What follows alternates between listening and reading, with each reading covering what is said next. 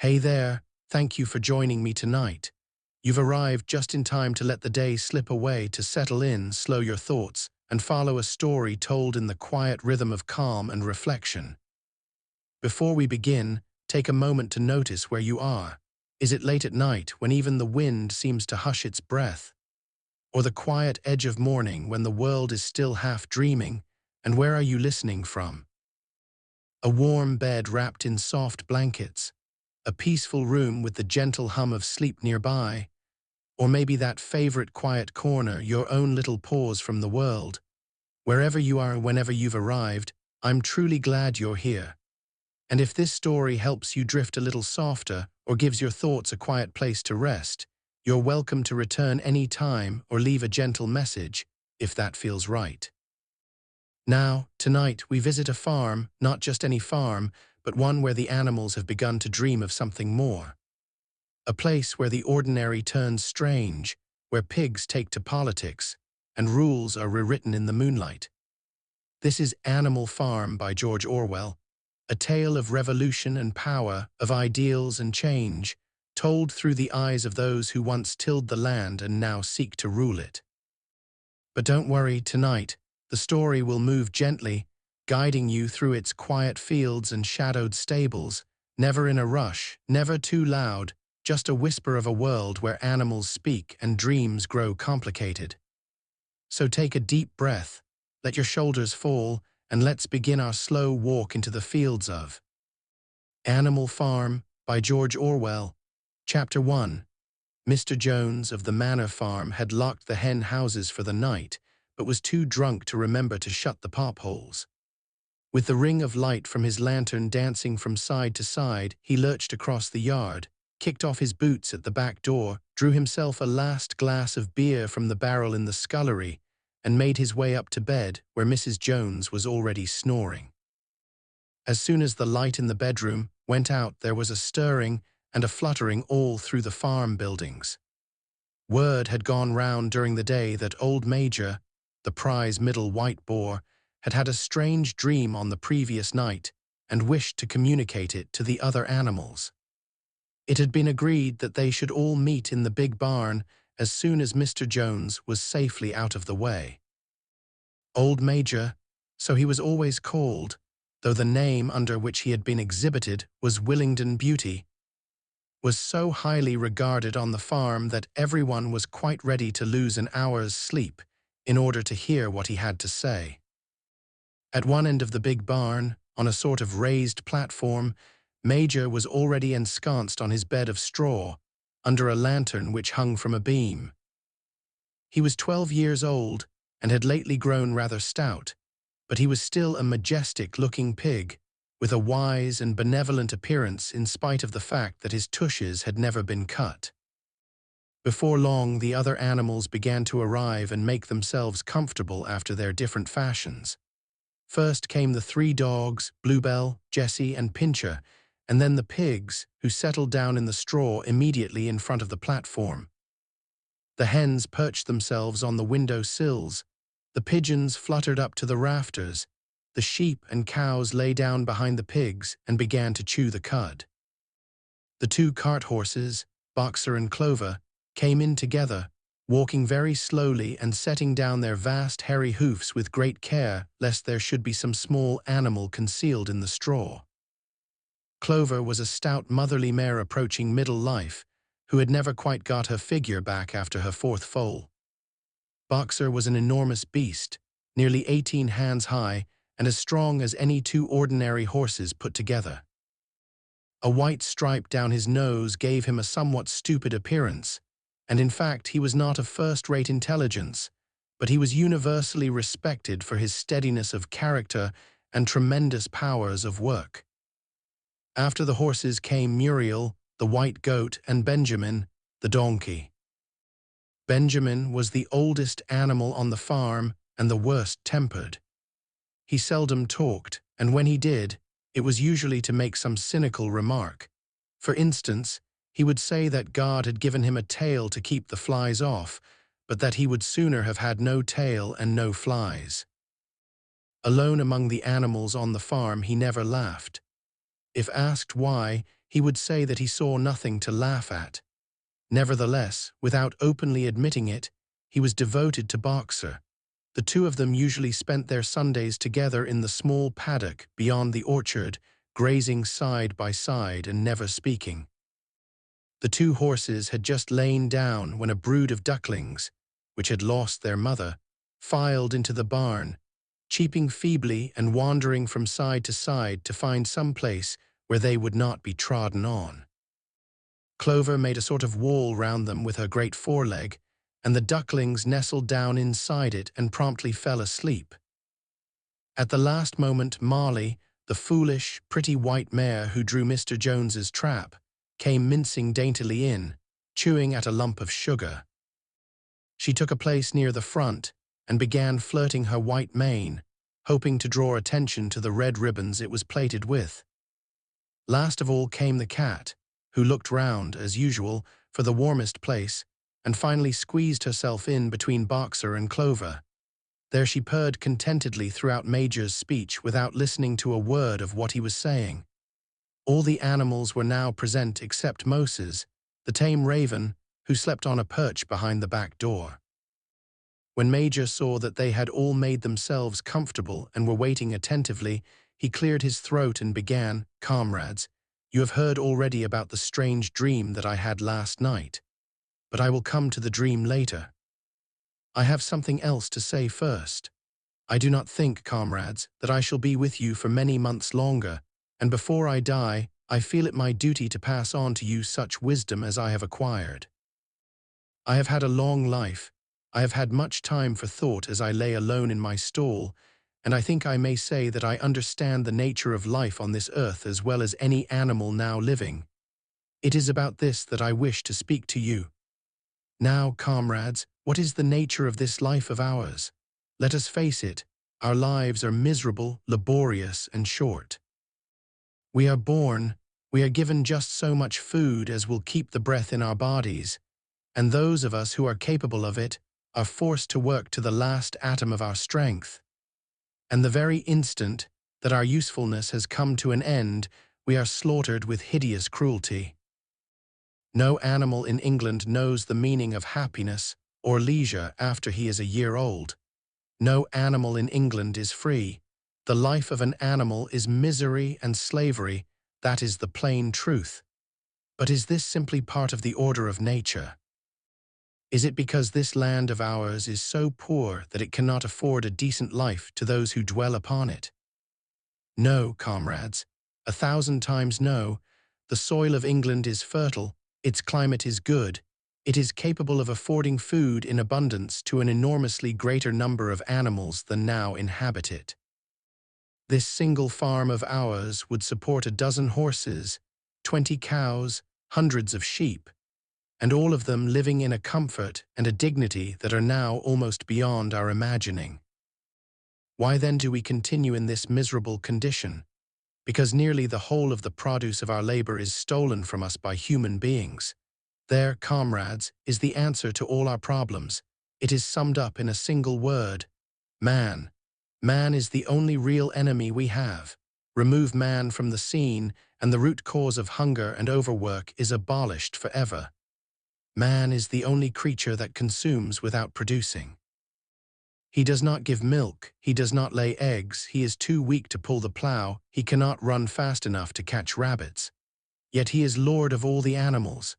He sets them to work, he gives back to them the bare minimum that will prevent them from starving, and the rest he keeps for himself. Our labor tills the soil, our dung fertilizes it, and yet there is not one of us that owns more than his bare skin. You cows that I see before me, how many thousands of gallons of milk have you given during this last year? And what has happened to that milk, which should have been breeding up sturdy calves? Every drop of it has gone down the throats of our enemies.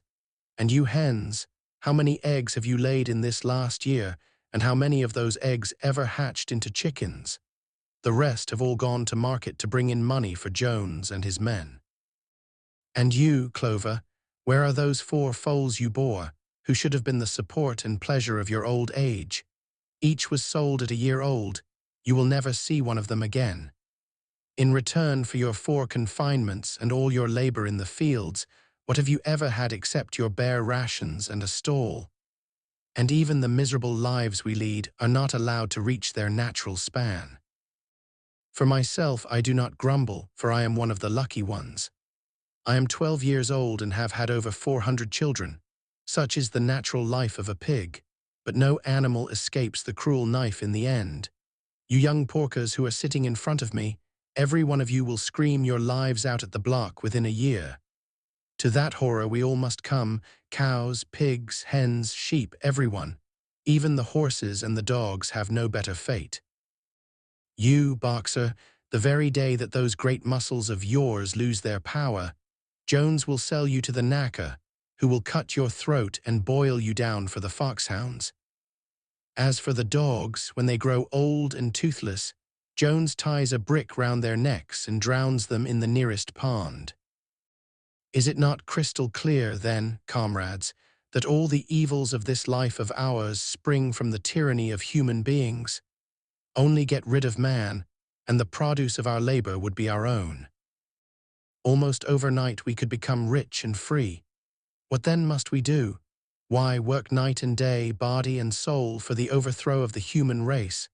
That is my message to you, comrades, rebellion. I do not know when that rebellion will come. It might be in a week or in 100 years.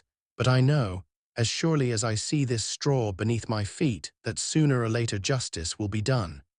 Fix your eyes on that, comrades, throughout the short remainder of your lives.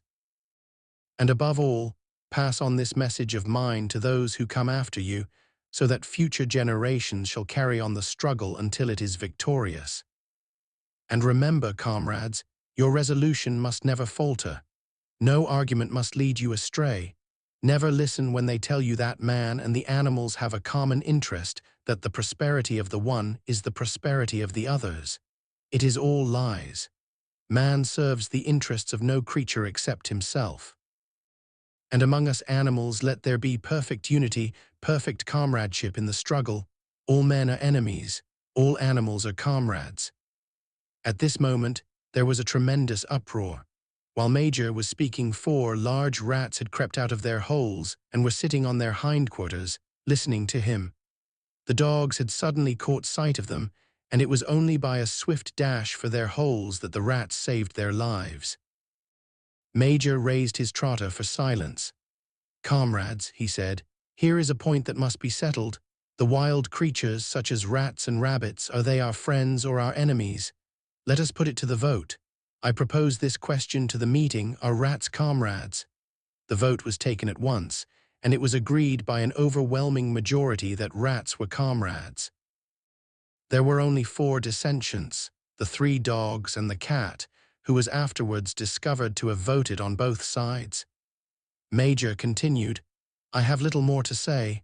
I merely repeat, remember always your duty of enmity towards man and all his ways. Whatever goes upon 2 legs is an enemy. Whatever goes upon 4 legs or has wings is a friend. And remember also that in fighting against man, we must not come to resemble him. Even when you have conquered him, do not adopt his vices. No animal must ever live in a house, or sleep in a bed, or wear clothes, or drink alcohol, or smoke tobacco, or touch money, or engage in trade. All the habits of man are evil, and above all, no animal must ever tyrannize over his own kind. Weak or strong, clever or simple, we are all brothers. No animal must ever kill any other animal. All animals are equal. And now, comrades, I will tell you about my dream of last night. I cannot describe that dream to you. It was a dream of the earth, as it will be when man has vanished, but it reminded me of something that I had long forgotten. Many years ago, when I was a little pig, my mother and the other sows used to sing an old song of which they knew only the tune and the first 3 words. I had known that tune in my infancy, but it had long since passed out of my mind. Last night, however, it came back to me in my dream. And what is more, the words of the song also came back, words, I am certain, which were sung by the animals of long ago and have been lost to memory for generations. I will sing you that song now, comrades. I am old and my voice is hoarse, but when I have taught you the tune, you can sing it better for yourselves. It is called Beasts of England. Old Major cleared his throat and began to sing. As he had said, his voice was hoarse, but he sang well enough, and it was a stirring tune, something between Clementine and La Cucaracha. The words ran, "Beasts of England, beasts of Ireland, beasts of every land and clime, hearken to my joyful tidings of the golden future time. Soon or late the day is coming, tyrant man shall be o'erthrown, and the fruitful fields of England shall be trod by beasts alone. Rings shall vanish from our noses, and the harness from our back, bit and spur shall rust forever, cruel whips no more shall crack. Riches more than mind can picture, wheat and barley, oats and hay, clover, beans and mangel wurzels shall be ours upon that day. Bright will shine the fields of England, purer shall its waters be, sweeter yet shall blow its breezes on the day that sets us free. For that day we all must labor, though we die before it break. Cows and horses, geese and turkeys, all must toil for freedom's sake. Beasts of England, beasts of Ireland, beasts of every land and clime, hearken well and spread my tidings of the golden future time." The singing of this song threw the animals into the wildest excitement. Almost before Major had reached the end, they had begun singing it for themselves. Even the stupidest of them had already picked up the tune and a few of the words, and as for the clever ones, such as the pigs and dogs, they had the entire song by heart within a few minutes. And then, after a few preliminary tries, the whole farm burst out into Beasts of England in tremendous unison. The cows lowed it, the dogs whined it, the sheep bleated it, the horses whinnied it, the ducks quacked it. They were so delighted with the song that they sang it right through 5 times in succession, and might have continued singing it all night if they had not been interrupted. Unfortunately, the uproar awoke Mr. Jones, who sprang out of bed, making sure that there was a fox in the yard. He seized the gun which always stood in a corner of his bedroom and let fly a charge of number 6 shot into the darkness. The pellets buried themselves in the wall of the barn, and the meeting broke up hurriedly. Everyone fled to his own sleeping place. The birds jumped onto their perches, the animals settled down in the straw, and the whole farm was asleep in a moment. Chapter 2. 3 nights later old Major died peacefully in his sleep. His body was buried at the foot of the orchard. This was early in March. During the next 3 months there was much secret activity. Major's speech had given to the more intelligent animals on the farm a completely new outlook on life. They did not know when the rebellion predicted by Major would take place. They had no reason for thinking that it would be within their own lifetime, but they saw clearly that it was their duty to prepare for it. The work of teaching and organizing the others fell naturally upon the pigs, who were generally recognized as being the cleverest of the animals. Preeminent among the pigs were 2 young boars named Snowball and Napoleon, whom Mr. Jones was breeding up for sale. Napoleon was a large, rather fierce-looking Berkshire boar, the only Berkshire on the farm, not much of a talker, but with a reputation for getting his own way. Snowball was a more vivacious pig than Napoleon, quicker in speech and more inventive, but was not considered to have the same depth of character. All the other male pigs on the farm were porkers. The best known among them was a small, fat pig named Squealer, with very round cheeks, twinkling eyes, nimble movements, and a shrill voice. He was a brilliant talker, and when he was arguing some difficult point, he had a way of skipping from side to side and whisking his tail, which was somehow very persuasive. The others said of Squealer that he could turn black into white. These 3 had elaborated old Major's teachings into a complete system of thought, to which they gave the name of animalism. Several nights a week, after Mr. Jones was asleep, they held secret meetings in the barn and expounded the principles of animalism to the others. At the beginning, they met with much stupidity and apathy.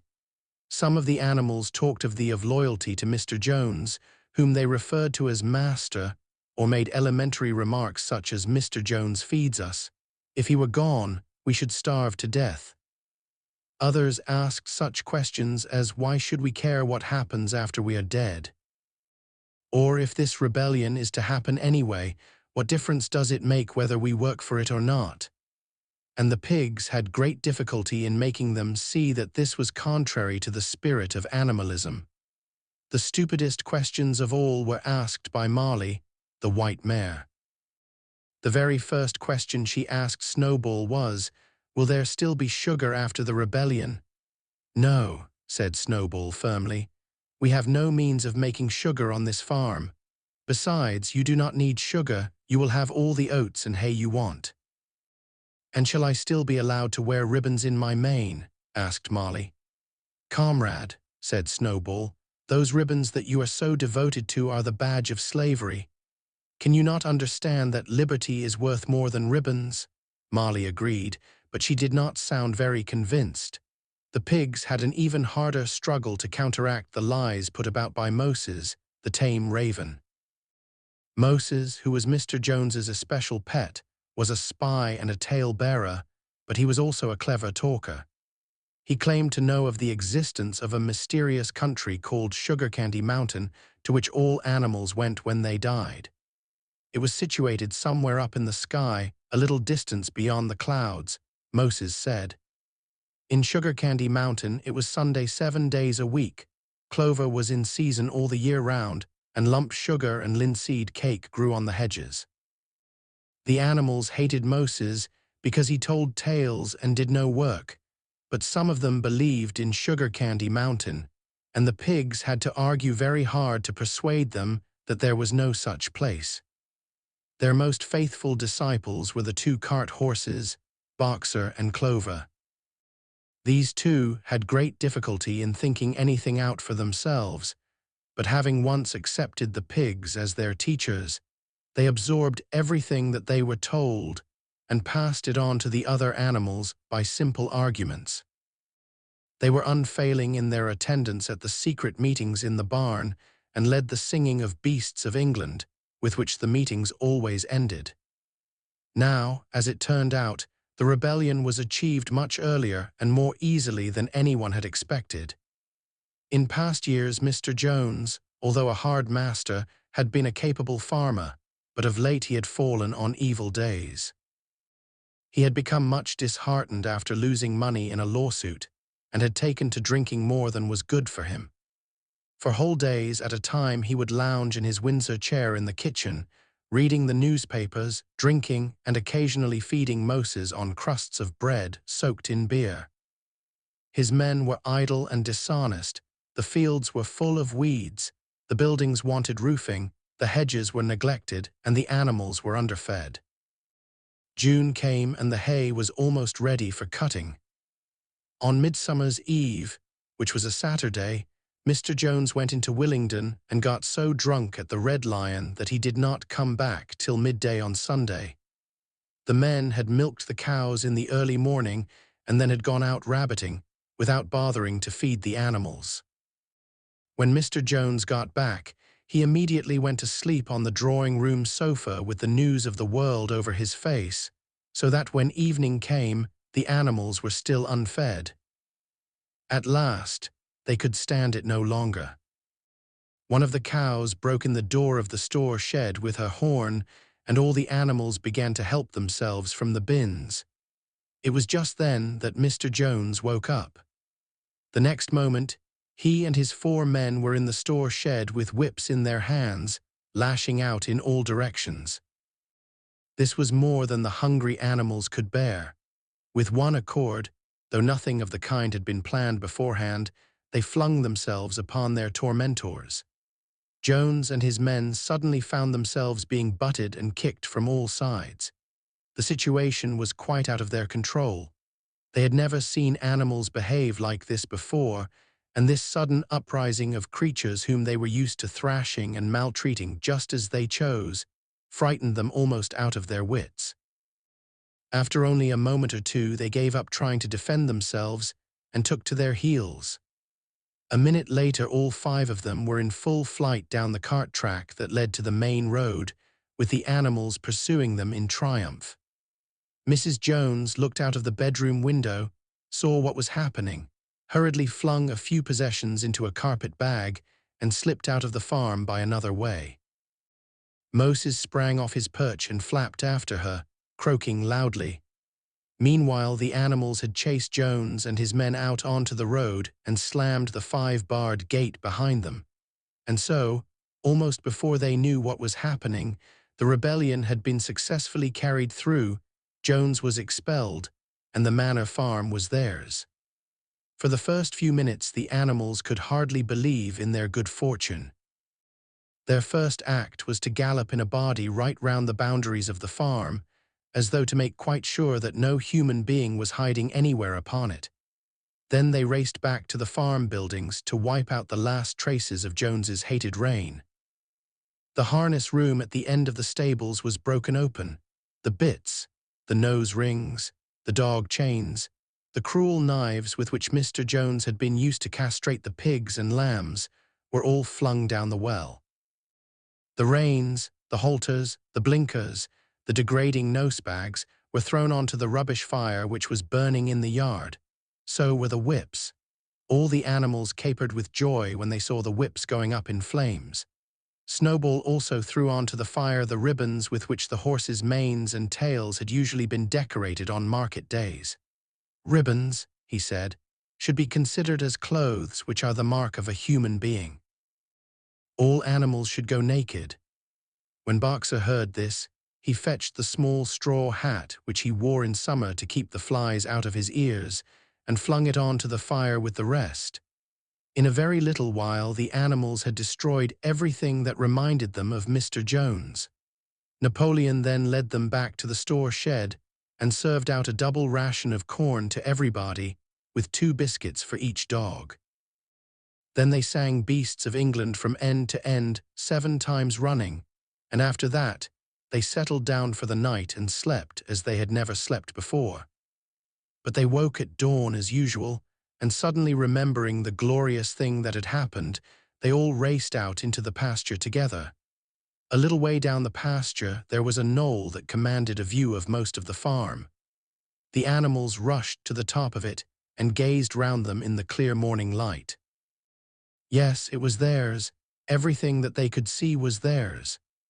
In the ecstasy of that thought, they gambolled round and round. They hurled themselves into the air in great leaps of excitement. They rolled in the dew, they cropped mouthfuls of the sweet summer grass, they kicked up clods of the black earth and snuffed its rich scent. Then they made a tour of inspection of the whole farm and surveyed with speechless admiration the ploughland, the hayfield, the orchard, the pool, the spinney. It was as though they had never seen these things before, and even now they could hardly believe that it was all their own. Then they filed back to the farm buildings and halted in silence outside the door of the farmhouse. That was theirs too, but they were frightened to go inside. After a moment, however, Snowball and Napoleon butted the door open with their shoulders, and the animals entered in single file, walking with the utmost care for fear of disturbing anything. They tiptoed from room to room, afraid to speak above a whisper and gazing with a kind of awe at the unbelievable luxury, at the beds with their feather mattresses, the looking-glasses, the horsehair sofa, the Brussels carpet, the lithograph of Queen Victoria over the drawing-room mantelpiece. They were just coming down the stairs when Molly was discovered to be missing. Going back, the others found that she had remained behind in the best bedroom. She had taken a piece of blue ribbon from Mrs. Jones's dressing table and was holding it against her shoulder and admiring herself in the glass in a very foolish manner. The others reproached her sharply, and they went outside.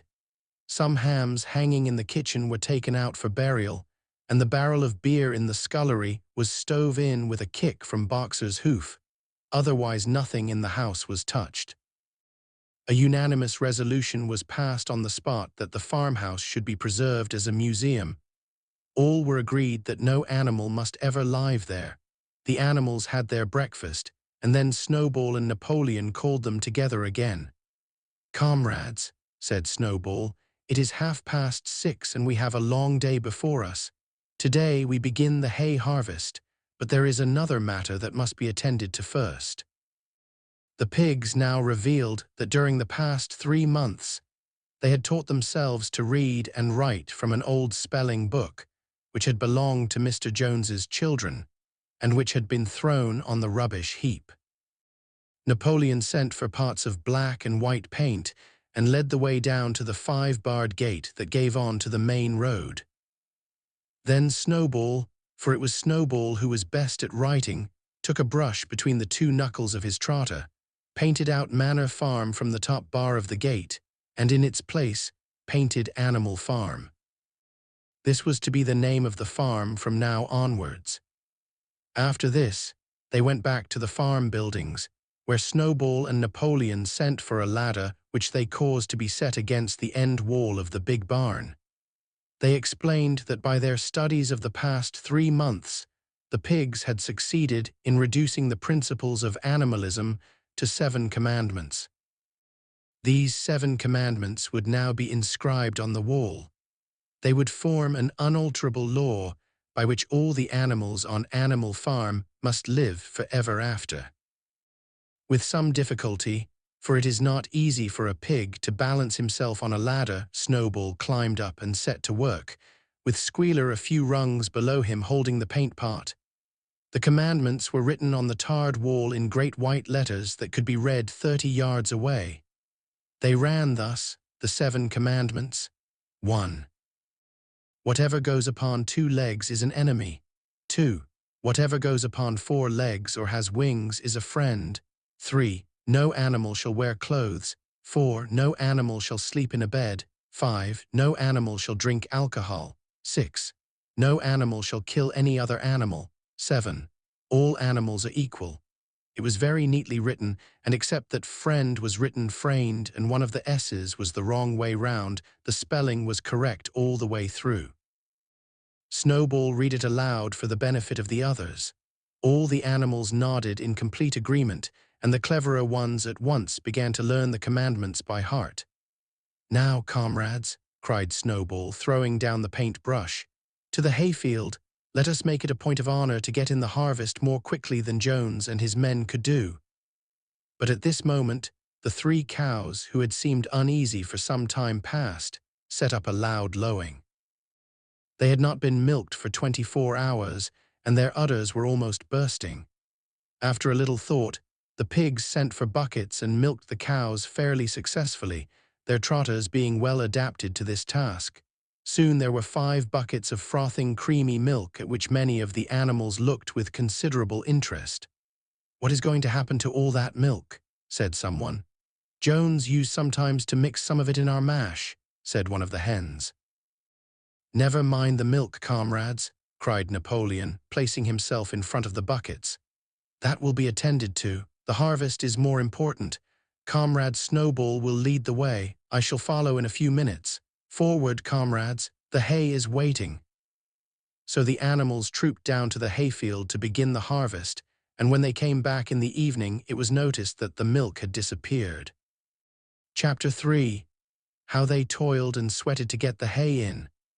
But their efforts were rewarded, for the harvest was an even bigger success than they had hoped. Sometimes the work was hard.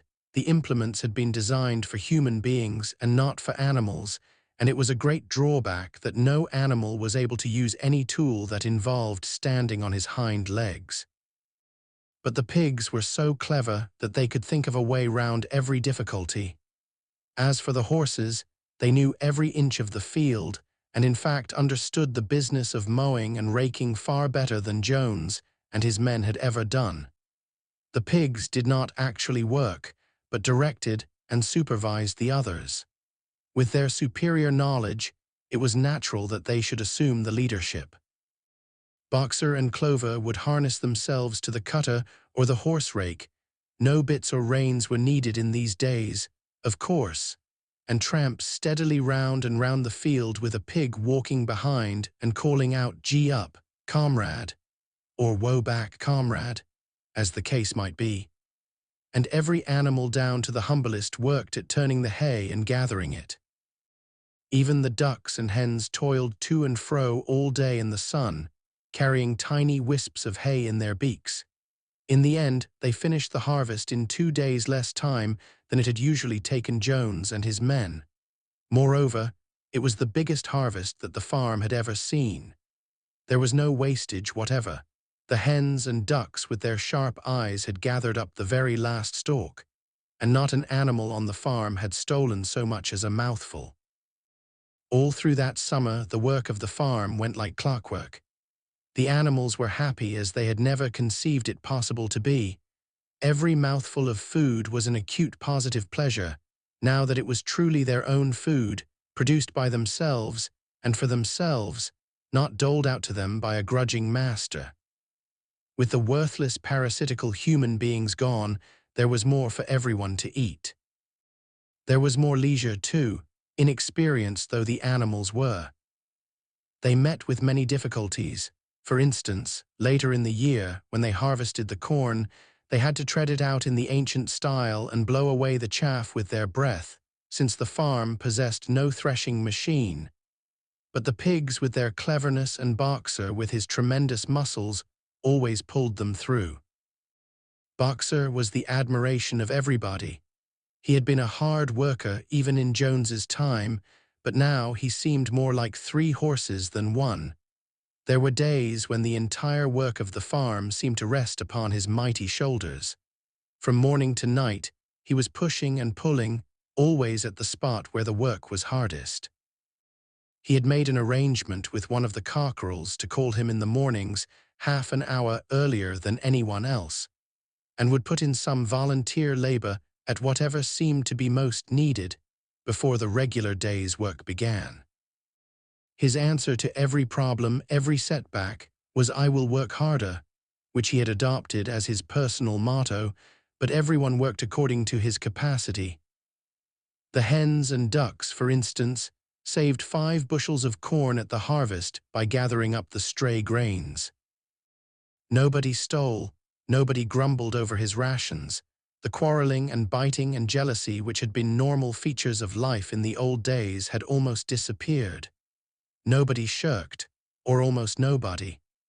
Molly, it was true, was not good at getting up in the mornings and had a way of leaving work early on the ground that there was a stone in her hoof, and the behavior of the cat was somewhat peculiar. It was soon noticed that when there was work to be done, the cat could never be found. She would vanish for hours on end and then reappear at meal times or in the evening after work was over, as though nothing had happened. But she always made such excellent excuses and purred so affectionately that it was impossible not to believe in her good intentions.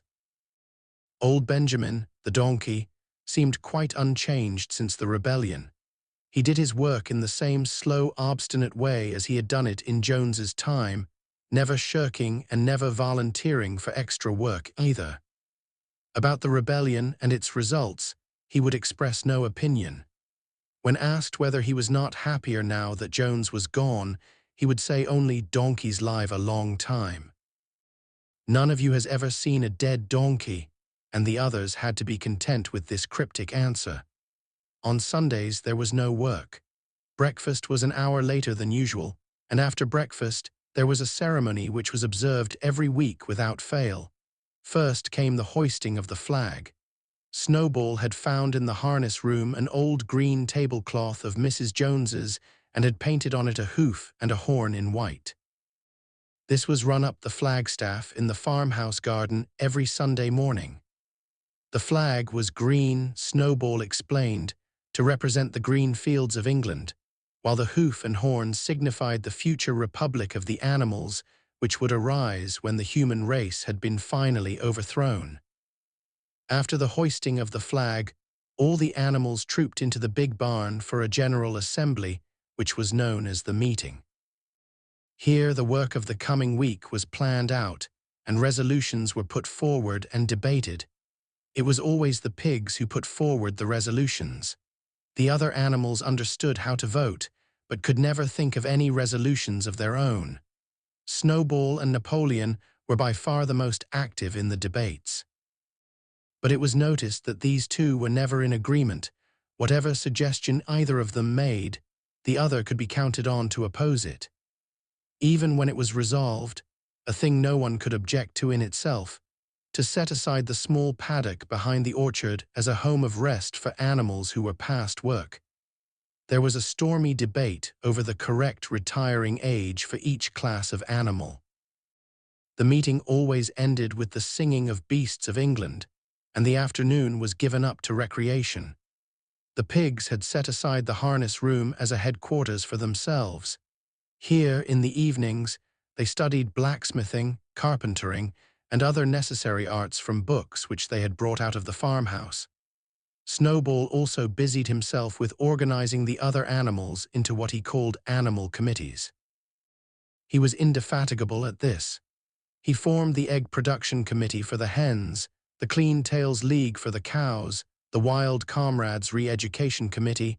The object of this was to tame the rats and rabbits, the Whiter Wool Movement for the sheep, and various others, besides instituting classes in reading and writing. On the whole, these projects were a failure. The attempt to tame the wild creatures, for instance, broke down almost immediately. They continued to behave very much as before, and when treated with generosity, simply took advantage of it. The cat joined the Re-Education Committee and was very active in it for some days. She was seen one day sitting on a roof and talking to some sparrows who were just out of her reach. She was telling them that all animals were now comrades, and that any sparrow who chose could come and perch on her paw, but the sparrows kept their distance. The reading and writing classes, however, were a great success. By the autumn, almost every animal on the farm was literate in some degree. As for the pigs, they could already read and write perfectly. The dogs learned to read fairly well, but were not interested in reading anything except the 7 Commandments.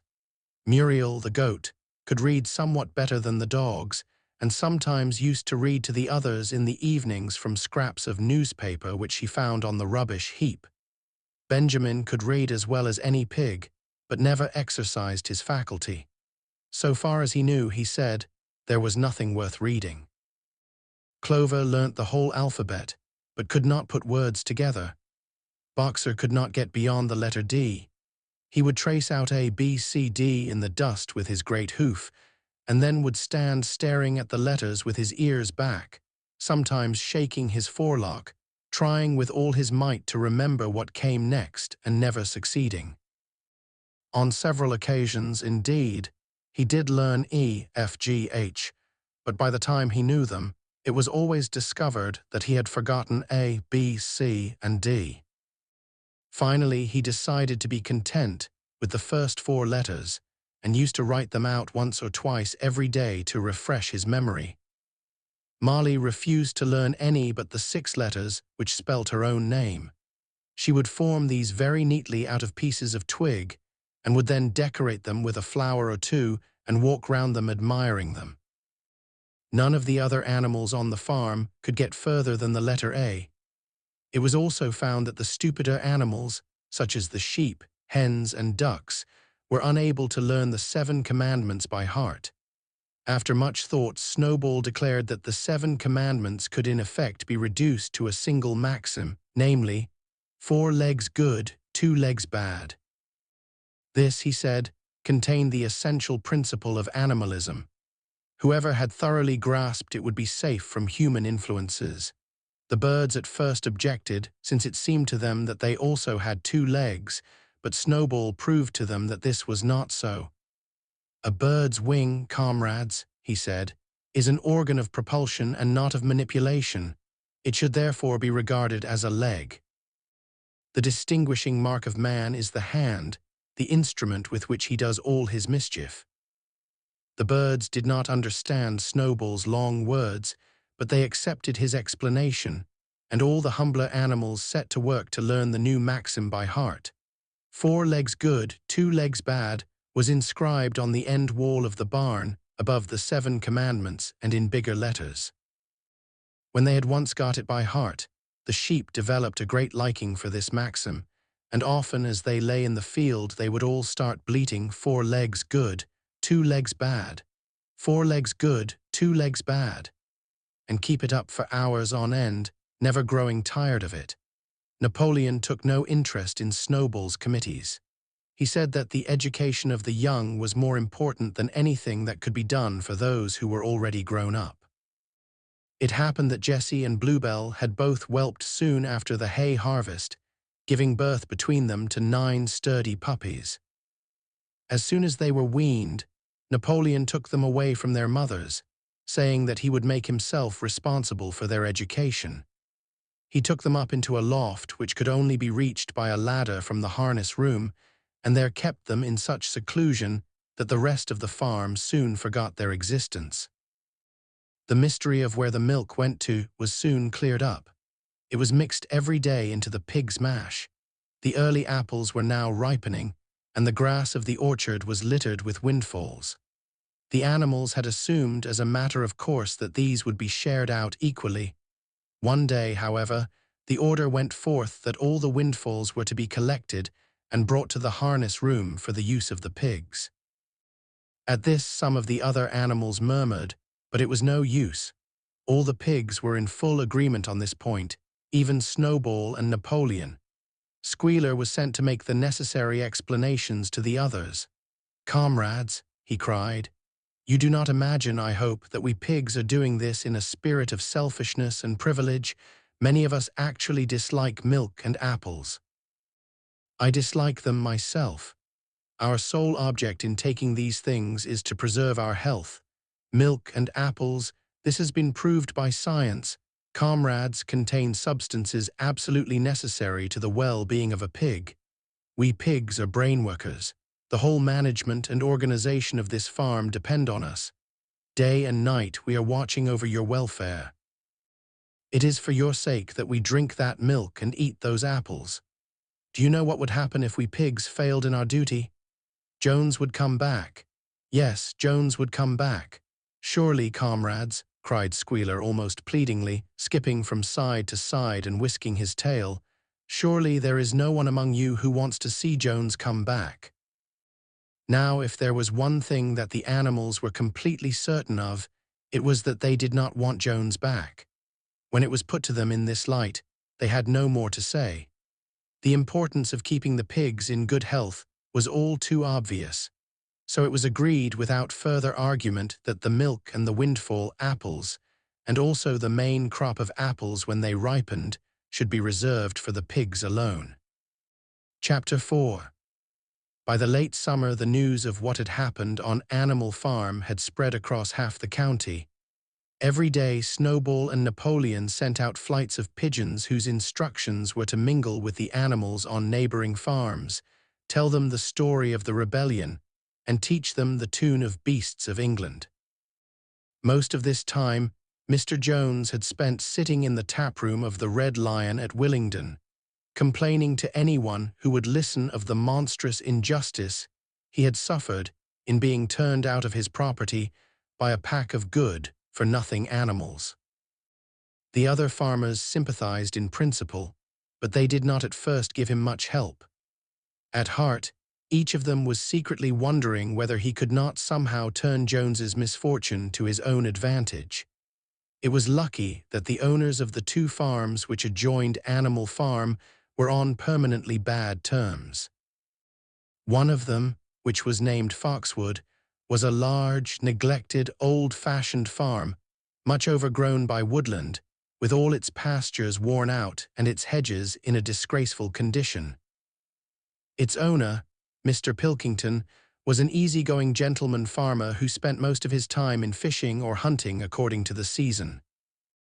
The other farm, which was called Pinchfield, was smaller and better kept.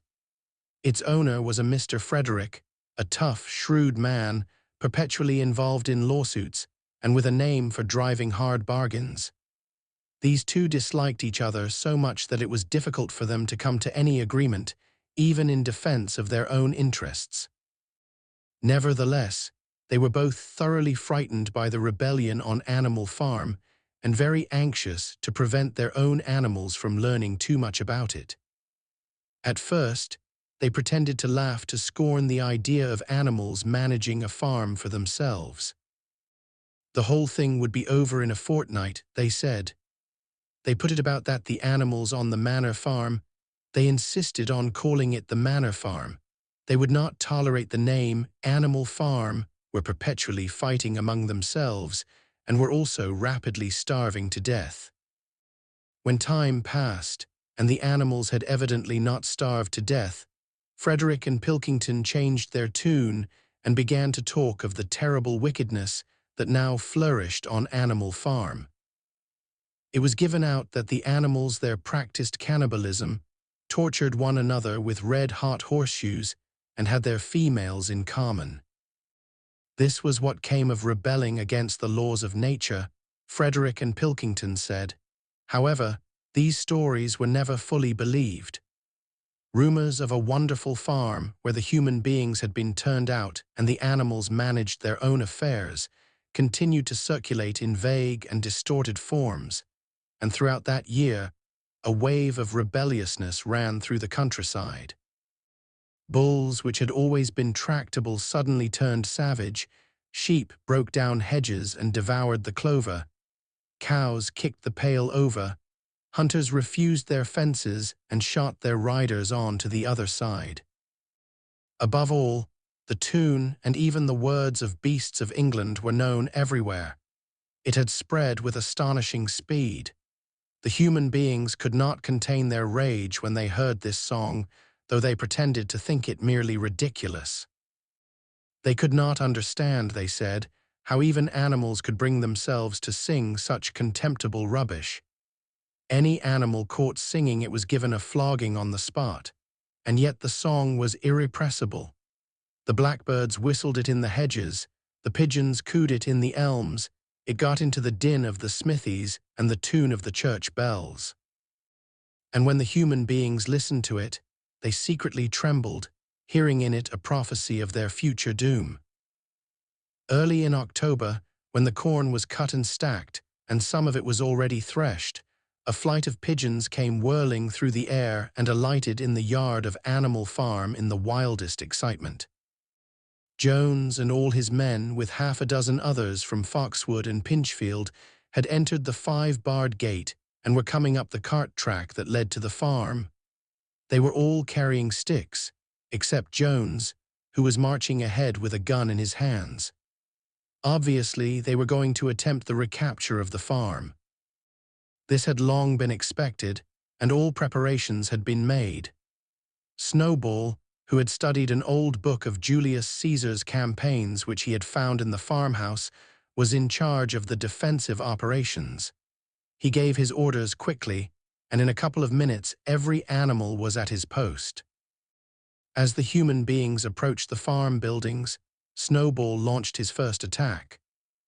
All the pigeons, to the number of 35, flew to and fro over the men's heads and muted upon them from mid-air, and while the men were dealing with this, the geese, who had been hiding behind the hedge, rushed out and pecked viciously at the calves of their legs.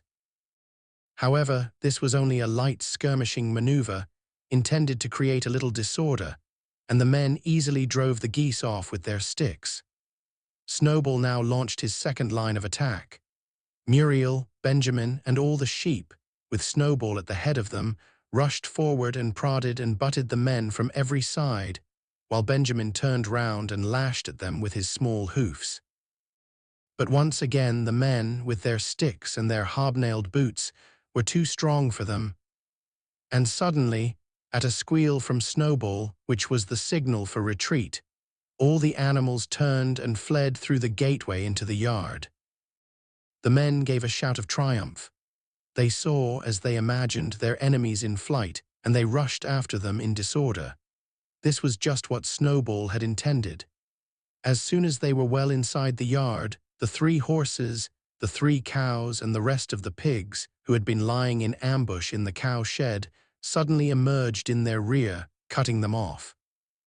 Snowball now gave the signal for the charge. He himself dashed straight for Jones. Jones saw him coming, raised his gun and fired. The pellets scored bloody streaks along Snowball's back, and a sheep dropped dead. Without halting for an instant, Snowball flung his 15-stone against Jones's legs.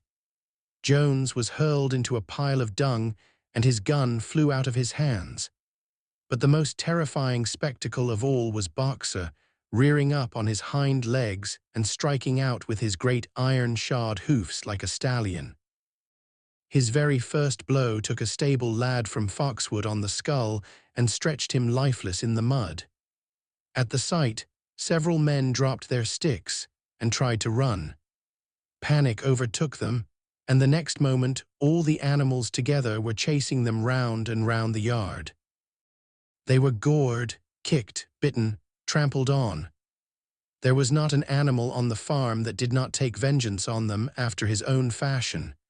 Even the cat suddenly leapt off a roof onto a cowman's shoulders and sank her claws in his neck, at which he yelled horribly. At a moment when the opening was clear, the men were glad enough to rush out of the yard and make a bolt for the main road. And so, within 5 minutes of their invasion, they were in ignominious retreat by the same way as they had come, with a flock of geese hissing after them and pecking at their calves all the way. All the men were gone except one. Back in the yard, Boxer was pawing with his hoof at the stable lad who lay face down in the mud, trying to turn him over. The boy did not stir. "He is dead," said Boxer sorrowfully. "I had no intention of doing that. I forgot that I was wearing iron shoes. Who will believe that I did not do this on purpose?" "No sentimentality, comrade," cried Snowball, from whose wounds the blood was still dripping. "War is war. The only good human being is a dead one." "I have no wish to take life, not even human life," repeated Boxer, and his eyes were full of tears. "Where is Molly?" exclaimed somebody. Molly, in fact, was missing. For a moment, there was great alarm. It was feared that the men might have harmed her in some way or even carried her off with them. In the end, however, she was found hiding in her stall with her head buried among the hay in the manger. She had taken to flight as soon as the gun went off. And when the others came back from looking for her, it was to find that the stable lad, who in fact was only stunned, had already recovered and made off. The animals had now reassembled in the wildest excitement, each recounting his own exploits in the battle at the top of his voice. An impromptu celebration of the victory was held immediately. The flag was run up, and Beasts of England was sung a number of times. Then the sheep who had been killed was given a solemn funeral, a hawthorn bush being planted on her grave. At the graveside, Snowball made a little speech, emphasizing the need for all animals to be ready to die for Animal Farm if need be. The animals decided unanimously to create a military decoration, Animal Hero First Class, which was conferred there, and then on Snowball and Boxer. It consisted of a brass medal. They were really some old horse brasses which had been found in the harness room to be worn on Sundays and holidays. There was also Animal Hero Second Class, which was conferred posthumously on the dead sheep. There was much discussion as to what the battle should be called. In the end, it was named the Battle of the Cowshed, since that was where the ambush had been sprung. Mr. Jones's gun had been found lying in the mud, and it was known that there was a supply of cartridges in the farmhouse. It was decided to set the gun up at the foot of the flagstaff, like a piece of artillery, and to fire it twice a year, once on October the 12th, the anniversary of the Battle of the Cowshed, and once on Midsummer Day, the anniversary of the rebellion. Chapter 5. As winter drew on, Molly became more and more troublesome. She was late for work every morning and excused herself by saying that she had overslept, and she complained of mysterious pains, although her appetite was excellent. On every kind of pretext, she would run away from work and go to the drinking pool, where she would stand foolishly gazing at her own reflection in the water. But there were also rumors of something more serious. One day, as Molly strolled blithely into the yard, flirting her long tail and chewing at a stalk of hay, Clover took her aside. "Molly," she said, "I have something very serious to say to you." This morning, I saw you looking over the hedge that divides Animal Farm from Foxwood. One of Mr. Pilkington's men was standing on the other side of the hedge. And I was a long way away, but I am almost certain I saw this. He was talking to you and you were allowing him to stroke your nose. What does that mean, Molly? He didn't, I wasn't, it isn't true, cried Molly, beginning to prance about and paw the ground. Molly, look me in the face. Do you give me your word of honor that that man was not stroking your nose? It isn't true, repeated Molly, but she could not look Clover in the face, and the next moment she took to her heels and galloped away into the field. A thought struck Clover. Without saying anything to the others, she went to Molly's stall and turned over the straw with her hoof.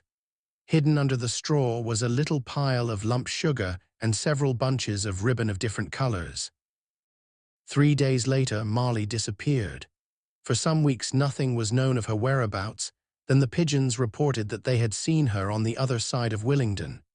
She was between the shafts of a smart dog cart painted red and black, which was standing outside a public house. A fat, red-faced man in check breeches and gaiters, who looked like a publican, was stroking her nose and feeding her with sugar. Her coat was newly clipped, and she wore a scarlet ribbon round her forelock. She appeared to be enjoying herself, so the pigeons said. None of the animals ever mentioned Molly again. In January, there came bitterly hard weather. The earth was like iron, and nothing could be done in the fields. Many meetings were held in the big barn, and the pigs occupied themselves with planning out the work of the coming season. It had come to be accepted that the pigs, who were manifestly cleverer than the other animals, should decide all questions of farm policy, though their decisions had to be ratified by a majority vote. This arrangement would have worked well enough if it had not been for the disputes between Snowball and Napoleon. These two disagreed at every point where disagreement was possible. If one of them suggested sowing a bigger acreage with barley, the other was certain to demand a bigger acreage of oats, and if one of them said that such and such a field was just right for cabbages, the other would declare that it was useless for anything except roots. Each had his own following, and there were some violent debates. At the meetings, Snowball often won over the majority by his brilliant speeches, but Napoleon was better at canvassing support for himself in between times. He was especially successful with the sheep. Of late, the sheep had taken to bleating 4 legs good, 2 legs bad both in and out of season, and they often interrupted the meeting with this. It was noticed that they were especially liable to break into 4 legs good, 2 legs bad at crucial moments in Snowball's speeches. Snowball had made a close study of some back numbers of the farmer and stock breeder which he had found in the farmhouse, and was full of plans for innovations and improvements. He talked learnedly about field drains, silage, and basic slag, and had worked out a complicated scheme for all the animals to drop their dung directly in the fields, at a different spot every day, to save the labor of cartage. Napoleon produced no schemes of his own, but said quietly that Snowballs would come to nothing, and seemed to be biding his time. But of all their controversies, none was so bitter as the one that took place over the windmill. In the long pasture, not far from the farm buildings, there was a small knoll which was the highest point on the farm. After surveying the ground, Snowball declared that this was just the place for a windmill, which could be made to operate a dynamo and supply the farm with electrical power. This would light the stalls and warm them in winter, and would also run a circular saw, a chaff cutter, a mangle slicer, and an electric milking machine. The animals had never heard of anything of this kind before, for the farm was an old-fashioned one, and had only the most primitive machinery. And they listened in astonishment, while Snowball conjured up pictures of fantastic machines, which would do their work for them while they grazed at their ease in the fields, or improved their minds with reading and conversation. Within a few weeks, Snowball's plans for the windmill were fully worked out. The mechanical details came mostly from 3 books which had belonged to Mr. Jones. 1,000 useful things to do about the house, every man his own bricklayer, and electricity for beginners. Snowball used as his study a shed which had once been used for incubators and had a smooth wooden floor suitable for drawing on. He was closeted there for hours at a time. With his books held open by a stone, and with a piece of chalk gripped between the knuckles of his trotter, he would move rapidly to and fro, drawing in line after line and uttering little whimpers of excitement. Gradually, the plans grew into a complicated mass of cranks and cog wheels, covering more than half the floor, which the other animals found completely unintelligible but very impressive. All of them came to look at Snowball's drawings at least once a day. Even the hens and ducks came and were at pains not to tread on the chalk marks. Only Napoleon held aloof. He had declared himself against the windmill from the start. One day, however, he arrived unexpectedly to examine the plans. He walked heavily round the shed, looked closely at every detail of the plans, and snuffed at them once or twice, then stood for a little while contemplating them out of the corner of his eye. Then suddenly he lifted his leg, urinated over the plans, and walked out without uttering a word. The whole farm was deeply divided on the subject of the windmill. Snowball did not deny that to build it would be a difficult business. Stone would have to be quarried and built up into walls, then the sails would have to be made, and after that there would be need for dynamos and cables. How these were to be procured, Snowball did not say. But he maintained that it could all be done in a year, and thereafter, he declared, so much labor would be saved that the animals would only need to work 3 days a week.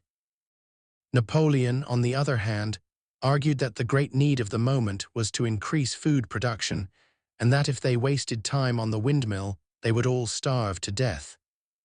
The animals formed themselves into 2 factions under the slogans, "Vote for Snowball and the 3-day week," and "Vote for Napoleon and the full manger." Benjamin was the only animal who did not side with either faction. He refused to believe either that food would become more plentiful or that the windmill would save work. Windmill or no windmill, he said, life would go on as it had always gone on, that is, badly. Apart from the disputes over the windmill, there was the question of the defense of the farm. It was fully realized that though the human beings had been defeated in the battle of the cowshed, they might make another and more determined attempt to recapture the farm and reinstate Mr. Jones. They had all the more reason for doing so because the news of their defeat had spread across the countryside and made the animals on the neighboring farms more restive than ever. As usual, Snowball and Napoleon were in disagreement. According to Napoleon, what the animals must do was to procure firearms and train themselves in the use of them. According to Snowball, they must send out more and more pigeons and stir up rebellion among the animals on the other farms. The one argued that if they could not defend themselves, they were bound to be conquered. The other argued that if rebellions happened everywhere, they would have no need to defend themselves. The animals listened first to Napoleon, then to Snowball, and could not make up their minds which was right. Indeed, they always found themselves in agreement with the one who was speaking at the moment. At last the day came when Snowball's plans were completed. At the meeting on the following Sunday, the question of whether or not to begin work on the windmill was to be put to the vote. When the animals had assembled in the big barn, Snowball stood up and, though occasionally interrupted by bleating from the sheep, set forth his reasons for advocating the building of the windmill. Then Napoleon stood up to reply. He said very quietly that the windmill was nonsense and that he advised nobody to vote for it, and promptly sat down again. He had spoken for barely 30 seconds and seemed almost indifferent as to the effect he produced. At this, Snowball sprang to his feet and, shouting down the sheep, who had begun bleating again, broke into a passionate appeal in favor of the windmill. Until now, the animals had been about equally divided in their sympathies, but in a moment, Snowball's eloquence had carried them away. In glowing sentences, he painted a picture of Animal Farm as it might be when sordid labor was lifted from the animals' backs. His imagination had now run far beyond chaff cutters and turnip slicers. Electricity, he said, could operate threshing machines, plows, harrows, rollers and reapers and binders, besides supplying every stall with its own electric light, hot and cold water, and an electric heater. By the time he had finished speaking, there was no doubt as to which way the vote would go.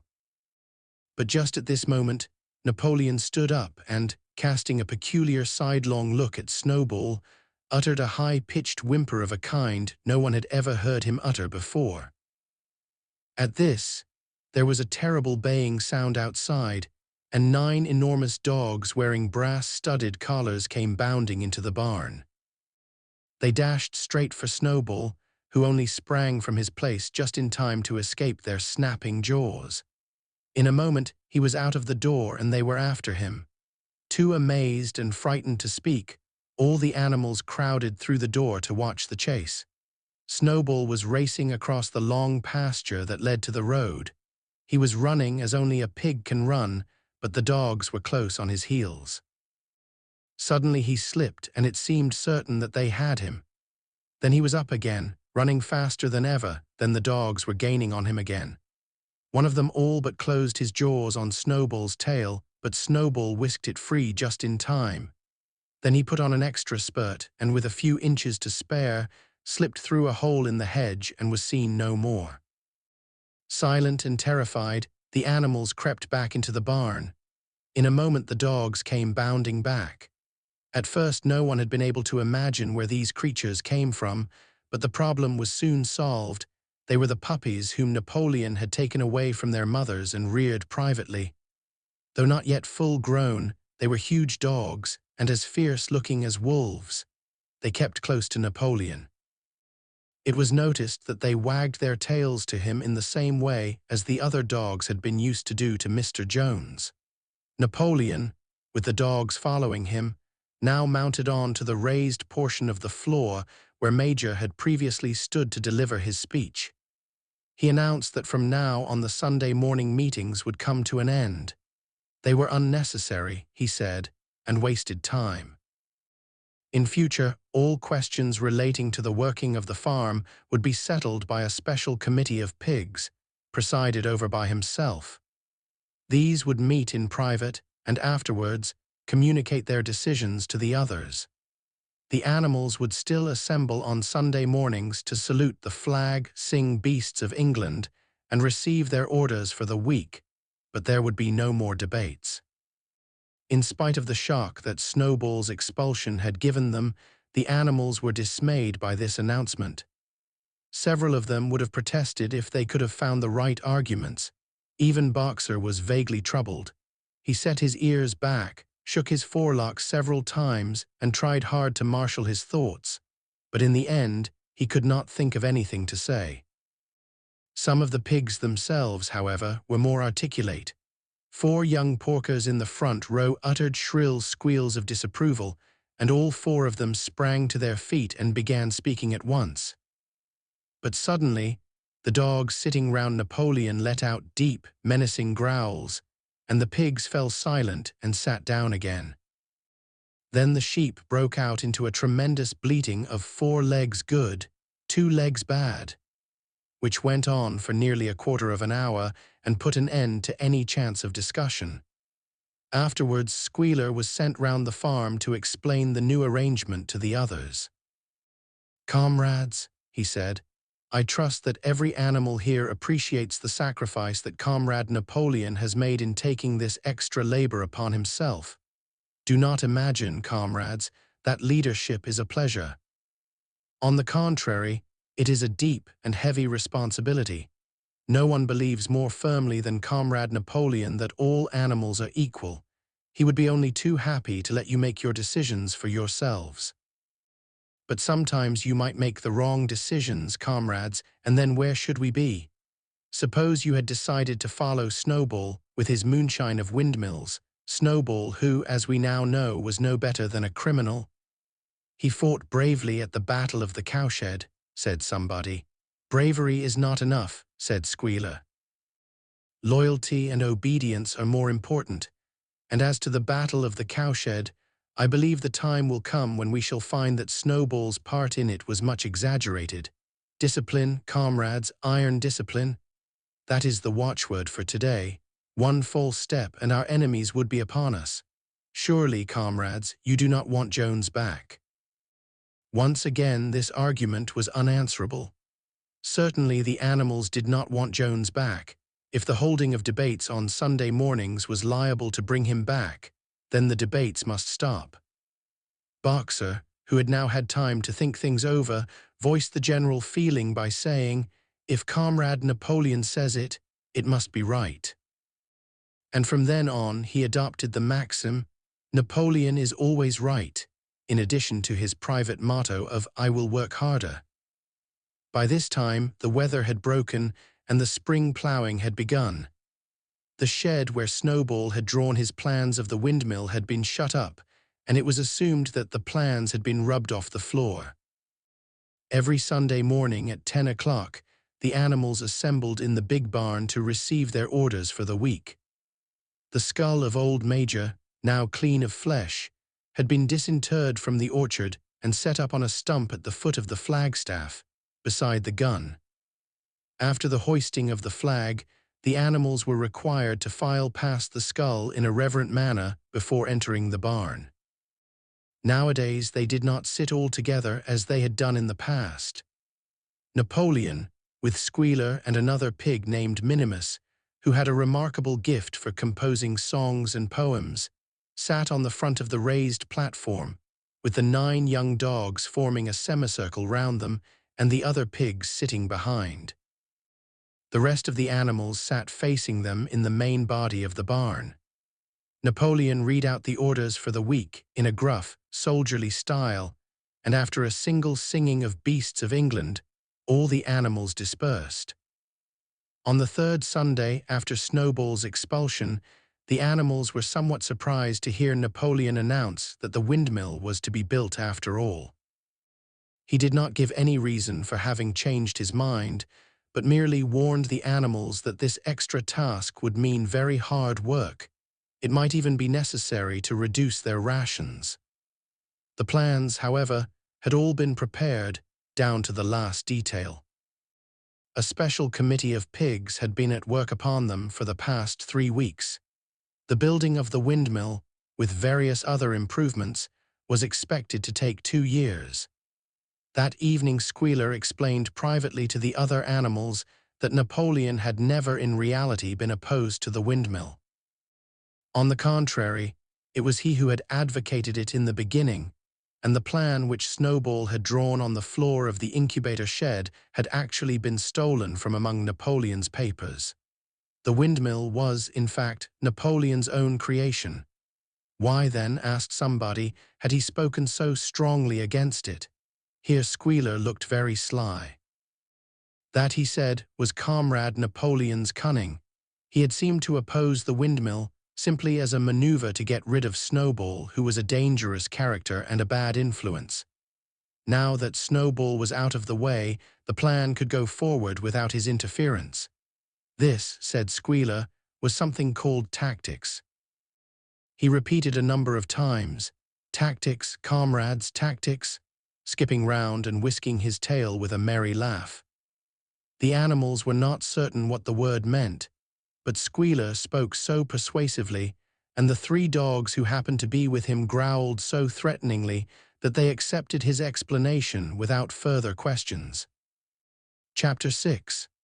All that year the animals worked like slaves, but they were happy in their work.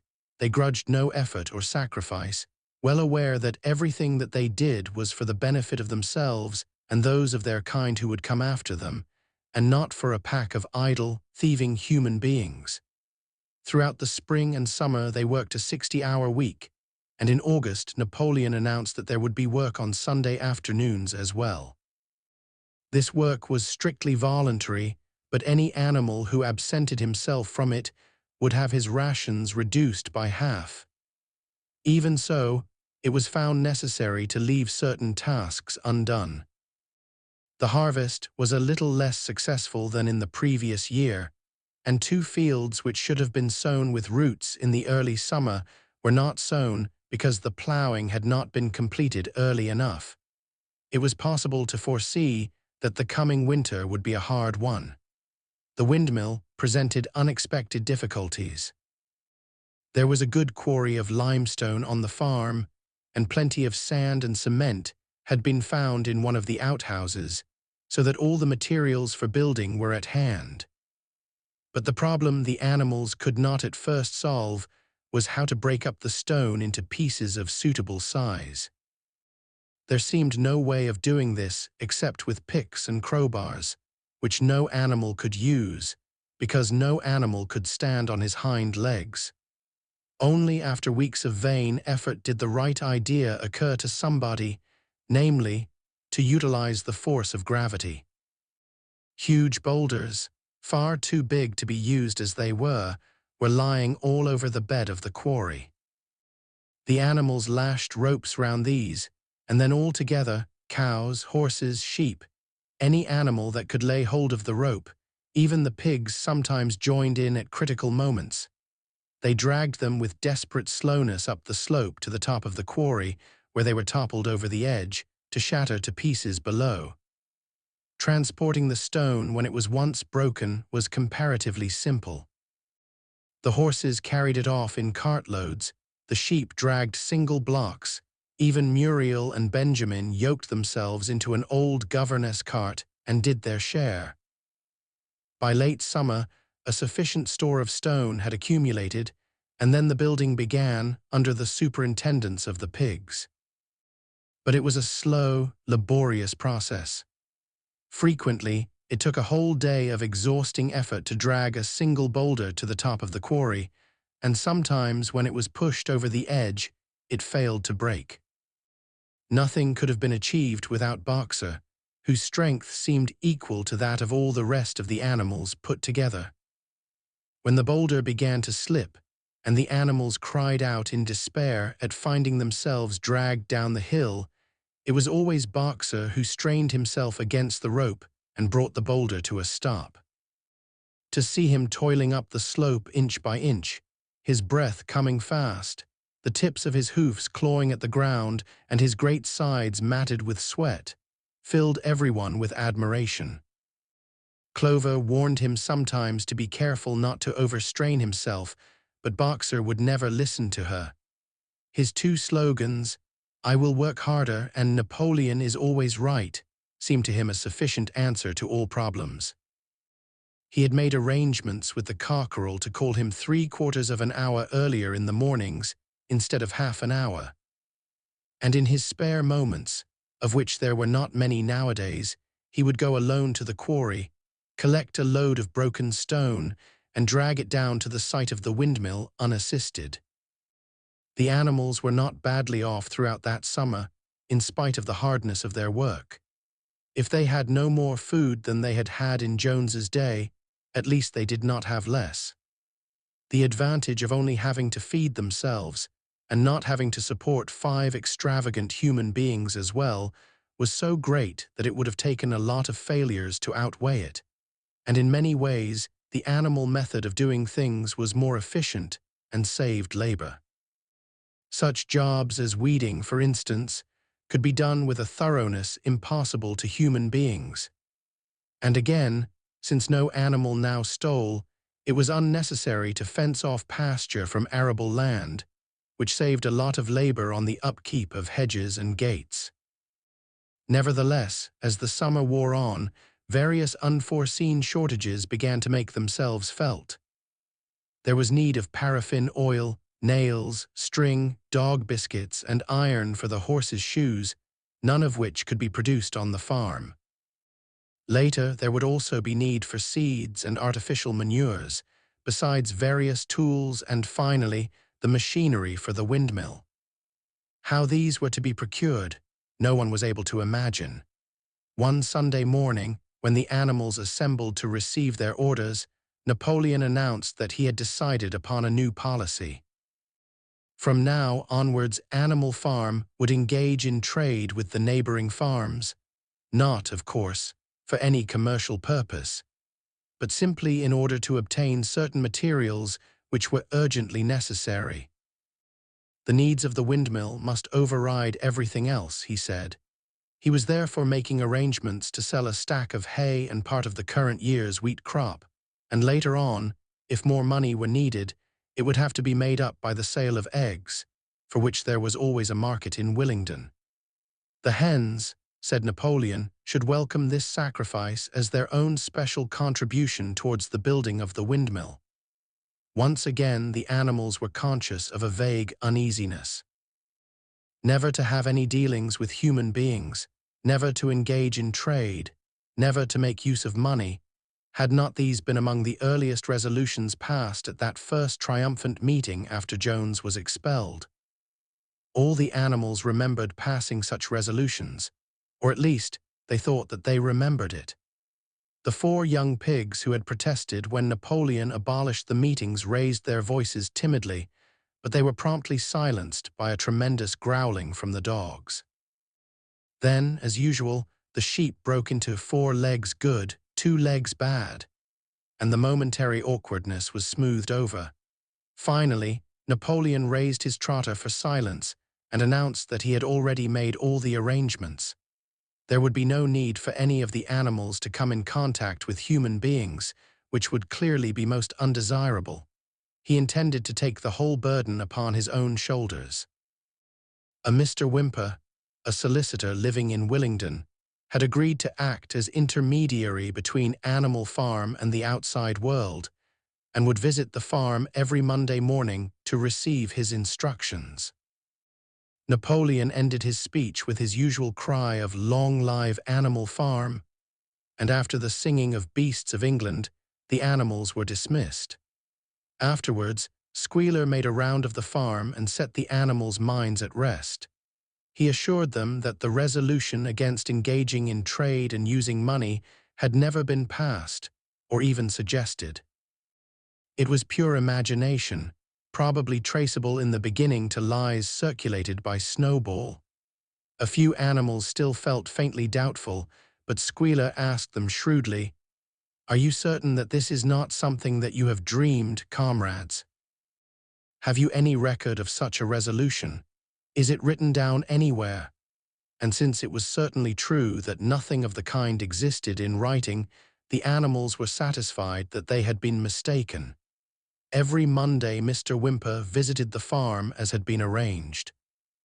He was a sly-looking little man with side whiskers, a solicitor in a very small way of business, but sharp enough to have realized earlier than anyone else that Animal Farm would need a broker and that the commissions would be worth having. The animals watched his coming and going with a kind of dread and avoided him as much as possible. Nevertheless, the sight of Napoleon on all fours, delivering orders to Whymper, who stood on 2 legs, roused their pride and partly reconciled them to the new arrangement. Their relations with the human race were now not quite the same as they had been before. The human beings did not hate Animal Farm any less now that it was prospering. Indeed, they hated it more than ever. Every human being held it as an article of faith that the farm would go bankrupt sooner or later, and above all, that the windmill would be a failure. They would meet in the public houses and prove to one another by means of diagrams that the windmill was bound to fall down, or that if it did stand up, then that it would never work. And yet, against their will, they had developed a certain respect for the efficiency with which the animals were managing their own affairs. One symptom of this was that they had begun to call Animal Farm by its proper name and ceased to pretend that it was called the Manor Farm. They had also dropped their championship of Jones, who had given up hope of getting his farm back and gone to live in another part of the county. Except through Whymper, there was as yet no contact between Animal Farm and the outside world, but there were constant rumors that Napoleon was about to enter into a definite business agreement either with Mr. Pilkington of Foxwood or with Mr. Frederick of Pinchfield. But never, it was noticed, with both simultaneously. It was about this time that the pigs suddenly moved into the farmhouse and took up their residence there. Again, the animals seemed to remember that a resolution against this had been passed in the early days, and again, Squealer was able to convince them that this was not the case. It was absolutely necessary, he said, that the pigs, who were the brains of the farm, should have a quiet place to work in. It was also more suited to the dignity of the leader, for of late he had taken to speaking of Napoleon under the title of leader, to live in a house than in a mere sty. Nevertheless, some of the animals were disturbed when they heard that the pigs not only took their meals in the kitchen and used the drawing room as a recreation room, but also slept in the beds. Boxer passed it off as usual with "Napoleon is always right," but Clover, who thought she remembered a definite ruling against beds, went to the end of the barn and tried to puzzle out the 7 commandments which were inscribed there. Finding herself unable to read more than individual letters, she fetched Muriel. "Muriel," she said, "read me the 4th commandment. Does it not say something about never sleeping in a bed?" With some difficulty, Muriel spelt it out. "It says, 'No animal shall sleep in a bed with sheets,'" she announced finally. Curiously enough, Clover had not remembered that the 4th commandment mentioned sheets, but as it was there on the wall, it must have done so. And Squealer, who happened to be passing at this moment, attended by 2 or 3 dogs, was able to put the whole matter in its proper perspective. "You have heard then, comrades," he said, "that we pigs now sleep in the beds of the farmhouse. And why not? You did not suppose, surely, that there was ever a ruling against beds. A bed merely means a place to sleep in. A pile of straw in a stall is a bed properly regarded. The rule was against sheets, which are a human invention. We have removed the sheets from the farmhouse beds and sleep between blankets, and very comfortable beds they are too, but not more comfortable than we need, I can tell you, comrades, with all the brain work we have to do nowadays. You would not rob us of our repose, would you, comrades? You would not have us too tired to carry out our duties? Surely none of you wishes to see Jones back." The animals reassured him on this point immediately, and no more was said about the pigs sleeping in the farmhouse beds. And when, some days afterwards, it was announced that from now on the pigs would get up an hour later in the mornings than the other animals, no complaint was made about that either. By the autumn, the animals were tired but happy. They had had a hard year, and after the sale of part of the hay and corn, the stores of food for the winter were none too plentiful, but the windmill compensated for everything. It was almost half built now.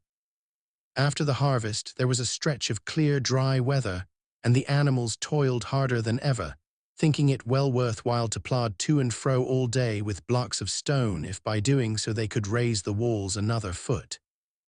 Boxer would even come out at nights and work for an hour or 2 on his own by the light of the harvest moon. In their spare moments, the animals would walk round and round the half-finished mill, admiring the strength and perpendicularity of its walls and marveling that they should ever have been able to build anything so imposing. Only old Benjamin refused to grow enthusiastic about the windmill, though, as usual, he would utter nothing beyond the cryptic remark that donkeys live a long time. November came, with raging southwest winds. Building had to stop, because it was now too wet to mix the cement. Finally, there came a night when the gale was so violent that the farm buildings rocked on their foundations, and several tiles were blown off the roof of the barn. The hens woke up squawking with terror, because they had all dreamed simultaneously of hearing a gun go off in the distance. In the morning, the animals came out of their stalls to find that the flagstaff had been blown down and an elm tree at the foot of the orchard had been plucked up like a radish. They had just noticed this when a cry of despair broke from every animal's throat. A terrible sight had met their eyes. The windmill was in ruins. With one accord, they dashed down to the spot. Napoleon, who seldom moved out of a walk, raced ahead of them all. Yes, there it lay, the fruit of all their struggles, leveled to its foundations, the stones they had broken and carried so laboriously scattered all around. Unable at first to speak, they stood gazing mournfully at the litter of fallen stone. Napoleon paced to and fro in silence, occasionally snuffing at the ground. His tail had grown rigid and twitched sharply from side to side, a sign in him of intense mental activity. Suddenly he halted as though his mind were made up. "Comrades," he said quietly, "do you know who is responsible for this? Do you know the enemy who has come in the night and overthrown our windmill? Snowball." He suddenly roared in a voice of thunder. "Snowball has done this thing. In sheer malignity, thinking to set back our plans and avenge himself for his ignominious expulsion, this traitor has crept here under cover of night and destroyed our work of nearly a year. Comrades, here and now I pronounce the death sentence upon Snowball. Animal hero, second class, and half a bushel of apples to any animal who brings him to justice, a full bushel to anyone who captures him alive." The animals were shocked beyond measure to learn that even Snowball could be guilty of such an action. There was a cry of indignation, and everyone began thinking out ways of catching Snowball if he should ever come back. Almost immediately, the footprints of a pig were discovered in the grass at a little distance from the knoll. They could only be traced for a few yards, but appeared to lead to a hole in the hedge.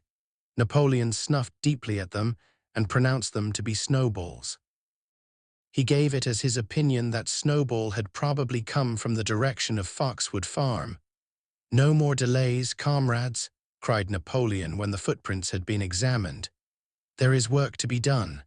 This very morning we begin rebuilding the windmill, and we will build all through the winter, rain or shine. We will teach this miserable traitor that he cannot undo our work so easily. Remember, comrades, there must be no alteration in our plans. They shall be carried out to the day. Forward, comrades, long live the windmill, long live Animal Farm." Chapter 7. It was a bitter winter. The stormy weather was followed by sleet and snow, and then by a hard frost which did not break till well into February. The animals carried on as best they could with the rebuilding of the windmill, well knowing that the outside world was watching them and that the envious human beings would rejoice and triumph if the mill were not finished on time. Out of spite, the human beings pretended not to believe that it was Snowball who had destroyed the windmill. They said that it had fallen down because the walls were too thin. The animals knew that this was not the case. Still, it had been decided to build the walls 3 feet thick, this time instead of 18 inches as before, which meant collecting much larger quantities of stone. For a long time the quarry was full of snowdrifts and nothing could be done. Some progress was made in the dry, frosty weather that followed, but it was cruel work, and the animals could not feel so hopeful about it as they had felt before. They were always cold and usually hungry as well. Only Boxer and Clover never lost heart. Squealer made excellent speeches on the joy of service and the dignity of labor, but the other animals found more inspiration in Boxer's strength and his never-failing cry of, "I will work harder." In January, food fell short. The corn ration was drastically reduced, and it was announced that an extra potato ration would be issued to make up for it. Then it was discovered that the greater part of the potato crop had been frosted in the clamps, which had not been covered thickly enough. The potatoes had become soft and discolored, and only a few were edible. For days at a time the animals had nothing to eat but chaff and mangles. Starvation seemed to stare them in the face. It was vitally necessary to conceal this fact from the outside world. Emboldened by the collapse of the windmill, the human beings were inventing fresh lies about Animal Farm. Once again, it was being put about that all the animals were dying of famine and disease, and that they were continually fighting among themselves and had resorted to cannibalism and infanticide. Napoleon was well aware of the bad results that might follow if the real facts of the food situation were known, and he decided to make use of Mr. Whymper to spread a contrary impression. Hitherto, the animals had had little or no contact with Whymper on his weekly visits. Now, however, a few selected animals, mostly sheep, were instructed to remark casually in his hearing that rations had been increased. In addition, Napoleon ordered the almost empty bins in the store shed to be filled nearly to the brim with sand, which was then covered up with what remained of the grain and meal. On some suitable pretext, Whymper was led through the store shed and allowed to catch a glimpse of the bins.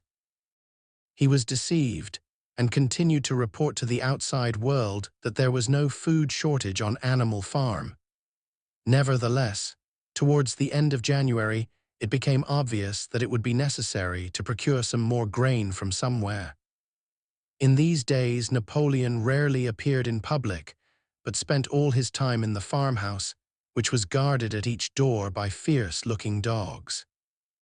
When he did emerge, it was in a ceremonial manner, with an escort of 6 dogs who closely surrounded him and growled if anyone came too near.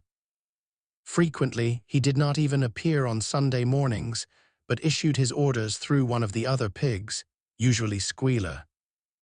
One Sunday morning, Squealer announced that the hens, who had just come in to lay again, must surrender their eggs. Napoleon had accepted, through Whymper, a contract for 400 eggs a week. The price of these would pay for enough grain and meal to keep the farm going till summer came on and conditions were easier. When the hens heard this, they raised a terrible outcry. They had been warned earlier that this sacrifice might be necessary, but had not believed that it would really happen. They were just getting their clutches ready for the spring sitting, and they protested that to take the eggs away now was murder. For the first time since the expulsion of Jones, there was something resembling a rebellion. Led by 3 young black Minorca pullets, the hens made a determined effort to thwart Napoleon's wishes. Their method was to fly up to the rafters and there lay their eggs, which smashed to pieces on the floor. Napoleon acted swiftly and ruthlessly. He ordered the hens' rations to be stopped and decreed that any animal giving so much as a grain of corn to a hen should be punished by death. The dogs saw to it that these orders were carried out. For 5 days the hens held out, then they capitulated and went back to their nesting boxes. 9 hens had died in the meantime. Their bodies were buried in the orchard, and it was given out that they had died of coccidiosis. Whymper heard nothing of this affair, and the eggs were duly delivered, a grocer's van driving up to the farm once a week to take them away. All this while no more had been seen of Snowball. He was rumored to be hiding on one of the neighboring farms, either Foxwood or Pinchfield. Napoleon was by this time on slightly better terms with the other farmers than before. It happened that there was in the yard a pile of timber which had been stacked there 10 years earlier when a beech spinney was cleared. It was well seasoned, and Whymper had advised Napoleon to sell it. Both Mr. Pilkington and Mr. Frederick were anxious to buy it. Napoleon was hesitating between the two, unable to make up his mind. It was noticed that whenever he seemed on the point of coming to an agreement with Frederick, Snowball was declared to be in hiding at Foxwood, while, when he inclined towards Pilkington, Snowball was said to be at Pinchfield. Suddenly, early in the spring, an alarming thing was discovered. Snowball was secretly frequenting the farm by night. The animals were so disturbed that they could hardly sleep in their stalls. Every night, it was said, he came creeping in under cover of darkness and performed all kinds of mischief. He stole the corn, he upset the milk pails, he broke the eggs, he trampled the seed beds, he gnawed the bark off the fruit trees. Whenever anything went wrong, it became usual to attribute it to Snowball. If a window was broken or a drain was blocked up, someone was certain to say that Snowball had come in the night and done it, and when the key of the store shed was lost, The whole farm was convinced that Snowball had thrown it down the well. Curiously enough, they went on believing this even after the mislaid key was found under a sack of meal. The cows declared unanimously that Snowball crept into their stalls and milked them in their sleep. The rats, which had been troublesome that winter, were also said to be in league with Snowball. Napoleon decreed that there should be a full investigation into Snowball's activities. With his dogs in attendance, he set out and made a careful tour of inspection of the farm buildings, the other animals following at a respectful distance. At every few steps, Napoleon stopped and snuffed the ground for traces of Snowball's footsteps, which, he said, he could detect by the smell. He snuffed in every corner, in the barn, in the cowshed, in the hen houses, in the vegetable garden, and found traces of Snowball almost everywhere. He would put his snout to the ground, give several deep sniffs, and exclaim in a terrible voice, "Snowball, he has been here. I can smell him distinctly." And at the word Snowball, all the dogs let out blood-curdling growls and showed their side teeth. The animals were thoroughly frightened. It seemed to them as though Snowball were some kind of invisible influence, pervading the air about them and menacing them with all kinds of dangers. In the evening, Squealer called them together, and with an alarmed expression on his face, told them that he had some serious news to report. "Comrades," cried Squealer, making little nervous skips, "a most terrible thing has been discovered. Snowball has sold himself to Frederick of Pinchfield Farm, who is even now plotting to attack us and take our farm away from us. Snowball is to act as his guide when the attack begins, but there is worse than that. We had thought that Snowball's rebellion was caused simply by his vanity and ambition. But we were wrong, comrades. Do you know what the real reason was? Snowball was in league with Jones from the very start. He was Jones's secret agent all the time. It has all been proved by documents which he left behind him and which we have only just discovered. To my mind, this explains a great deal, comrades. Did we not see for ourselves how he attempted, fortunately without success, to get us defeated and destroyed at the Battle of the Cowshed?" The animals were stupefied. This was a wickedness far outdoing Snowball's destruction of the windmill. But it was some minutes before they could fully take it in. They all remembered, or thought they remembered, how they had seen Snowball charging ahead of them at the Battle of the Cowshed, how he had rallied and encouraged them at every turn, and how he had not paused for an instant even when the pellets from Jones's gun had wounded his back. At first it was a little difficult to see how this fitted in with his being on Jones's side. Even Boxer, who seldom asked questions, was puzzled. He lay down, tucked his 4 hoofs beneath him, shut his eyes, and with a hard effort managed to formulate his thoughts. "I do not believe that," he said. "Snowball fought bravely at the Battle of the Cowshed. I saw him myself.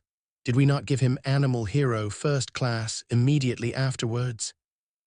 That was our mistake, comrade, for we know now, it is all written down in the secret documents that we have found, that in reality he was trying to lure us to our doom." "But he was wounded," said Boxer. "We all saw him running with blood." "That was part of the arrangement," cried Squealer. "Jones's shot only grazed him. I could show you this in his own writing if you were able to read it. The plot was for Snowball at the critical moment to give the signal for flight and leave the field to the enemy. And he very nearly succeeded. I will even say, comrades, he would have succeeded if it had not been for our heroic leader, Comrade Napoleon. Do you not remember how, just at the moment when Jones and his men had got inside the yard, Snowball suddenly turned and fled, and many animals followed him? And do you not remember, too, that it was just at that moment, when panic was spreading and all seemed lost, that Comrade Napoleon sprang forward with a cry of death to humanity and sank his teeth in Jones's leg? Surely you remember that, comrades?" exclaimed Squealer, frisking from side to side. Now, when Squealer described the scene so graphically, it seemed to the animals that they did remember it. At any rate, they remembered that at the critical moment of the battle, Snowball had turned to flee, but Boxer was still a little uneasy. "I do not believe that Snowball was a traitor at the beginning," he said finally. "What he has done since is different, but I believe that at the Battle of the Cowshed he was a good comrade." "Our leader, Comrade Napoleon," announced Squealer, speaking very slowly and firmly, "has stated categorically, comrade, that Snowball was Jones's agent from the very beginning, yes, and from long before the rebellion was ever thought of." "Ah, that is different," said Boxer. "If Comrade Napoleon says it, it must be right." "That is the true spirit, comrade," cried Squealer, but it was noticed he cast a very ugly look at Boxer with his little twinkling eyes. He turned to go, then paused and added impressively, "I warn every animal on this farm to keep his eyes very wide open, for we have reason to think that some of Snowball's secret agents are lurking among us at this moment." 4 days later, in the late afternoon, Napoleon ordered all the animals to assemble in the yard. When they were all gathered together, Napoleon emerged from the farmhouse, wearing both his medals, for he had recently awarded himself Animal Hero First Class and Animal Hero Second Class, with his 9 huge dogs frisking round him and uttering growls that sent shivers down all the animals' spines. They all cowered silently in their places, seeming to know in advance that some terrible thing was about to happen. Napoleon stood sternly surveying his audience, then he uttered a high-pitched whimper. Immediately the dogs bounded forward, seized 4 of the pigs by the ear and dragged them, squealing with pain and terror, to Napoleon's feet. The pigs' ears were bleeding, the dogs had tasted blood, and for a few moments they appeared to go quite mad. To the amazement of everybody, 3 of them flung themselves upon Boxer. Boxer saw them coming and put out his great hoof, caught a dog in mid-air, and pinned him to the ground. The dog shrieked for mercy, and the other 2 fled with their tails between their legs. Boxer looked at Napoleon to know whether he should crush the dog to death or let it go. Napoleon appeared to change countenance and sharply ordered Boxer to let the dog go, whereat Boxer lifted his hoof, and the dog slunk away, bruised and howling. Presently the tumult died down. The 4 pigs waited, trembling, with guilt written on every line of their countenances. Napoleon now called upon them to confess their crimes. They were the same 4 pigs as had protested when Napoleon abolished the Sunday meetings. Without any further prompting, they confessed that they had been secretly in touch with Snowball ever since his expulsion, that they had collaborated with him in destroying the windmill, and that they had entered into an agreement with him to hand over Animal Farm to Mr. Frederick. They added that Snowball had privately admitted to them that he had been Jones's secret agent for years past. When they had finished their confession, the dogs promptly tore their throats out, and in a terrible voice, Napoleon demanded whether any other animal had anything to confess. The 3 hens who had been the ringleaders in the attempted rebellion over the eggs now came forward and stated that Snowball had appeared to them in a dream and incited them to disobey Napoleon's orders. They, too, were slaughtered. Then a goose came forward and confessed to having secreted 6 ears of corn during the last year's harvest and eaten them in the night. Then a sheep confessed to having urinated in the drinking pool, urged to do this, so she said, by Snowball, and 2 other sheep confessed to having murdered an old ram, an especially devoted follower of Napoleon, by chasing him round and round a bonfire when he was suffering from a cough. They were all slain on the spot, and so the tale of confessions and executions went on until there was a pile of corpses lying before Napoleon's feet, and the air was heavy with the smell of blood, which had been unknown there since the expulsion of Jones. When it was all over, the remaining animals, except for the pigs and dogs, crept away in a body. They were shaken and miserable, They did not know which was more shocking, the treachery of the animals who had leagued themselves with Snowball, or the cruel retribution they had just witnessed. In the old days, there had often been scenes of bloodshed equally terrible, but it seemed to all of them that it was far worse now that it was happening among themselves. Since Jones had left the farm, until today, no animal had killed another animal. Not even a rat had been killed. They had made their way on to the little knoll where the half-finished windmill stood, and with one accord they all lay down as though huddling together for warmth. Clover, Muriel, Benjamin, the cows, the sheep, and a whole flock of geese and hens. Everyone, indeed, except the cat, who had suddenly disappeared just before Napoleon ordered the animals to assemble. For some time nobody spoke. Only Boxer remained on his feet. He fidgeted to and fro, swishing his long black tail against his sides and occasionally uttering a little whinny of surprise. Finally he said, "I do not understand it. I would not have believed that such things could happen on our farm. It must be due to some fault in ourselves. The solution, as I see it, is to work harder. From now onwards I shall get up a full hour earlier in the mornings." And he moved off at his lumbering trot and made for the quarry. Having got there, he collected 2 successive loads of stone and dragged them down to the windmill before retiring for the night. The animals huddled about Clover, not speaking. The knoll where they were lying gave them a wide prospect across the countryside. Most of Animal Farm was within their view, the long pasture stretching down to the main road, the hayfield, the spinney, the drinking pool, the ploughed fields where the young wheat was thick and green, and the red roofs of the farm buildings with the smoke curling from the chimneys. It was a clear spring evening. The grass and the bursting hedges were gilded by the level rays of the sun. Never had the farm, and with a kind of surprise they remembered that it was their own farm, every inch of it their own property, appeared to the animals so desirable a place.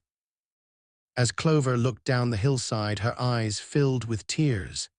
If she could have spoken her thoughts, it would have been to say that this was not what they had aimed at when they had set themselves years ago to work for the overthrow of the human race.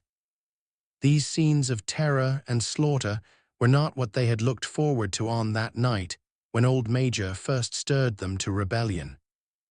If she herself had had any picture of the future, it had been of a society of animals set free from hunger and the whip.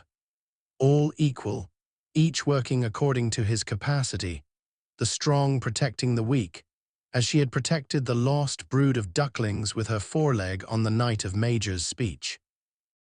Instead, she did not know why, they had come to a time when no one dared speak his mind, when fierce, growling dogs roamed everywhere, and when you had to watch your comrades torn to pieces after confessing to shocking crimes. There was no thought of rebellion or disobedience in her mind. She knew that, even as things were, they were far better off than they had been in the days of Jones, and that before all else it was needful to prevent the return of the human beings. Whatever happened, she would remain faithful, work hard, carry out the orders that were given to her, and accept the leadership of Napoleon. But still, it was not for this that she and all the other animals had hoped and toiled. It was not for this that they had built the windmill and faced the bullets of Jones's gun. Such were her thoughts, though she lacked the words to express them.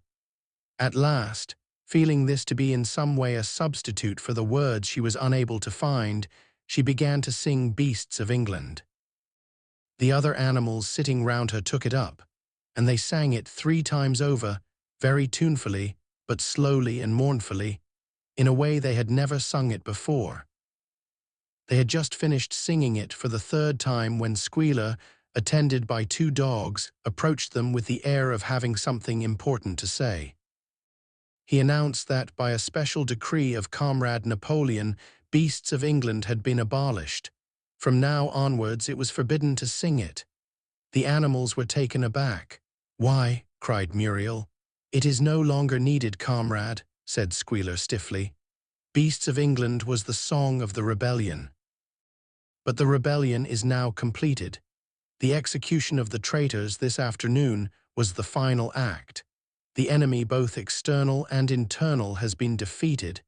In Beasts of England, we expressed our longing for a better society in days to come. But that society has now been established.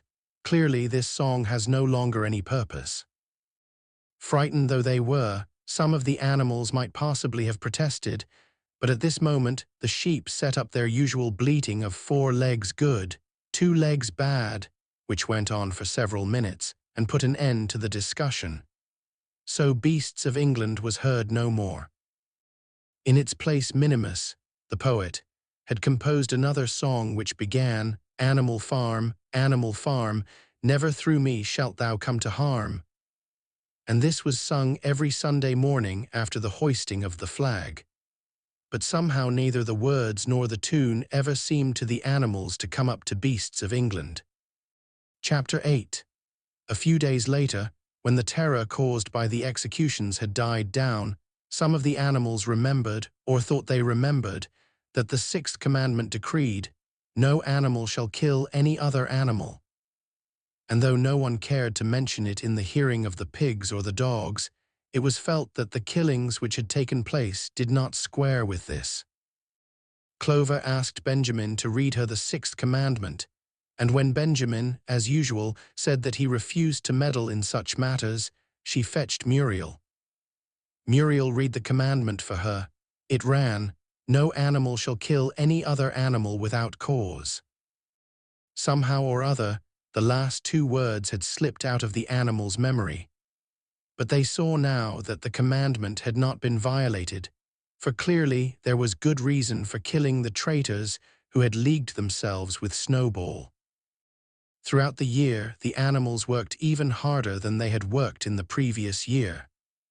To rebuild the windmill, with walls twice as thick as before, and to finish it by the appointed date, together with the regular work of the farm, was a tremendous labor. There were times when it seemed to the animals that they worked longer hours and fed no better than they had done in Jones's day. On Sunday mornings, Squealer, holding down a long strip of paper with his trotter, would read out to them lists of figures proving that the production of every class of foodstuff had increased by 200%, 300%, or 500%, as the case might be. The animals saw no reason to disbelieve him, especially as they could no longer remember very clearly what conditions had been like before the rebellion. All the same, there were days when they felt that they would sooner have had less figures and more food. All orders were now issued through Squealer or one of the other pigs. Napoleon himself was not seen in public as often as once in a fortnight. When he did appear, he was attended not only by his retinue of dogs but by a black cockerel who marched in front of him and acted as a kind of trumpeter, letting out a loud cock-a-doodle-doo before Napoleon spoke. Even in the farmhouse, it was said, Napoleon inhabited separate apartments from the others. He took his meals alone, with 2 dogs to wait upon him, and always ate from the Crown Derby dinner service which had been in the glass cupboard in the drawing-room. It was also announced that the gun would be fired every year on Napoleon's birthday, as well as on the other 2 anniversaries. Napoleon was now never spoken of simply as Napoleon.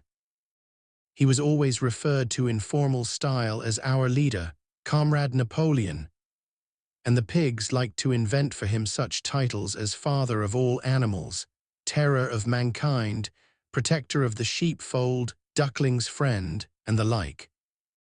In his speeches, Squealer would talk with the tears rolling down his cheeks of Napoleon's wisdom, the goodness of his heart, and the deep love he bore to all animals everywhere, even and especially the unhappy animals who still lived in ignorance and slavery on other farms. It had become usual to give Napoleon the credit for every successful achievement and every stroke of good fortune. You would often hear one hen remark to another, "Under the guidance of our leader, Comrade Napoleon, I have laid 5 eggs in 6 days," or 2 cows, enjoying a drink at the pool, would exclaim, Thanks to the leadership of Comrade Napoleon, how excellent this water tastes.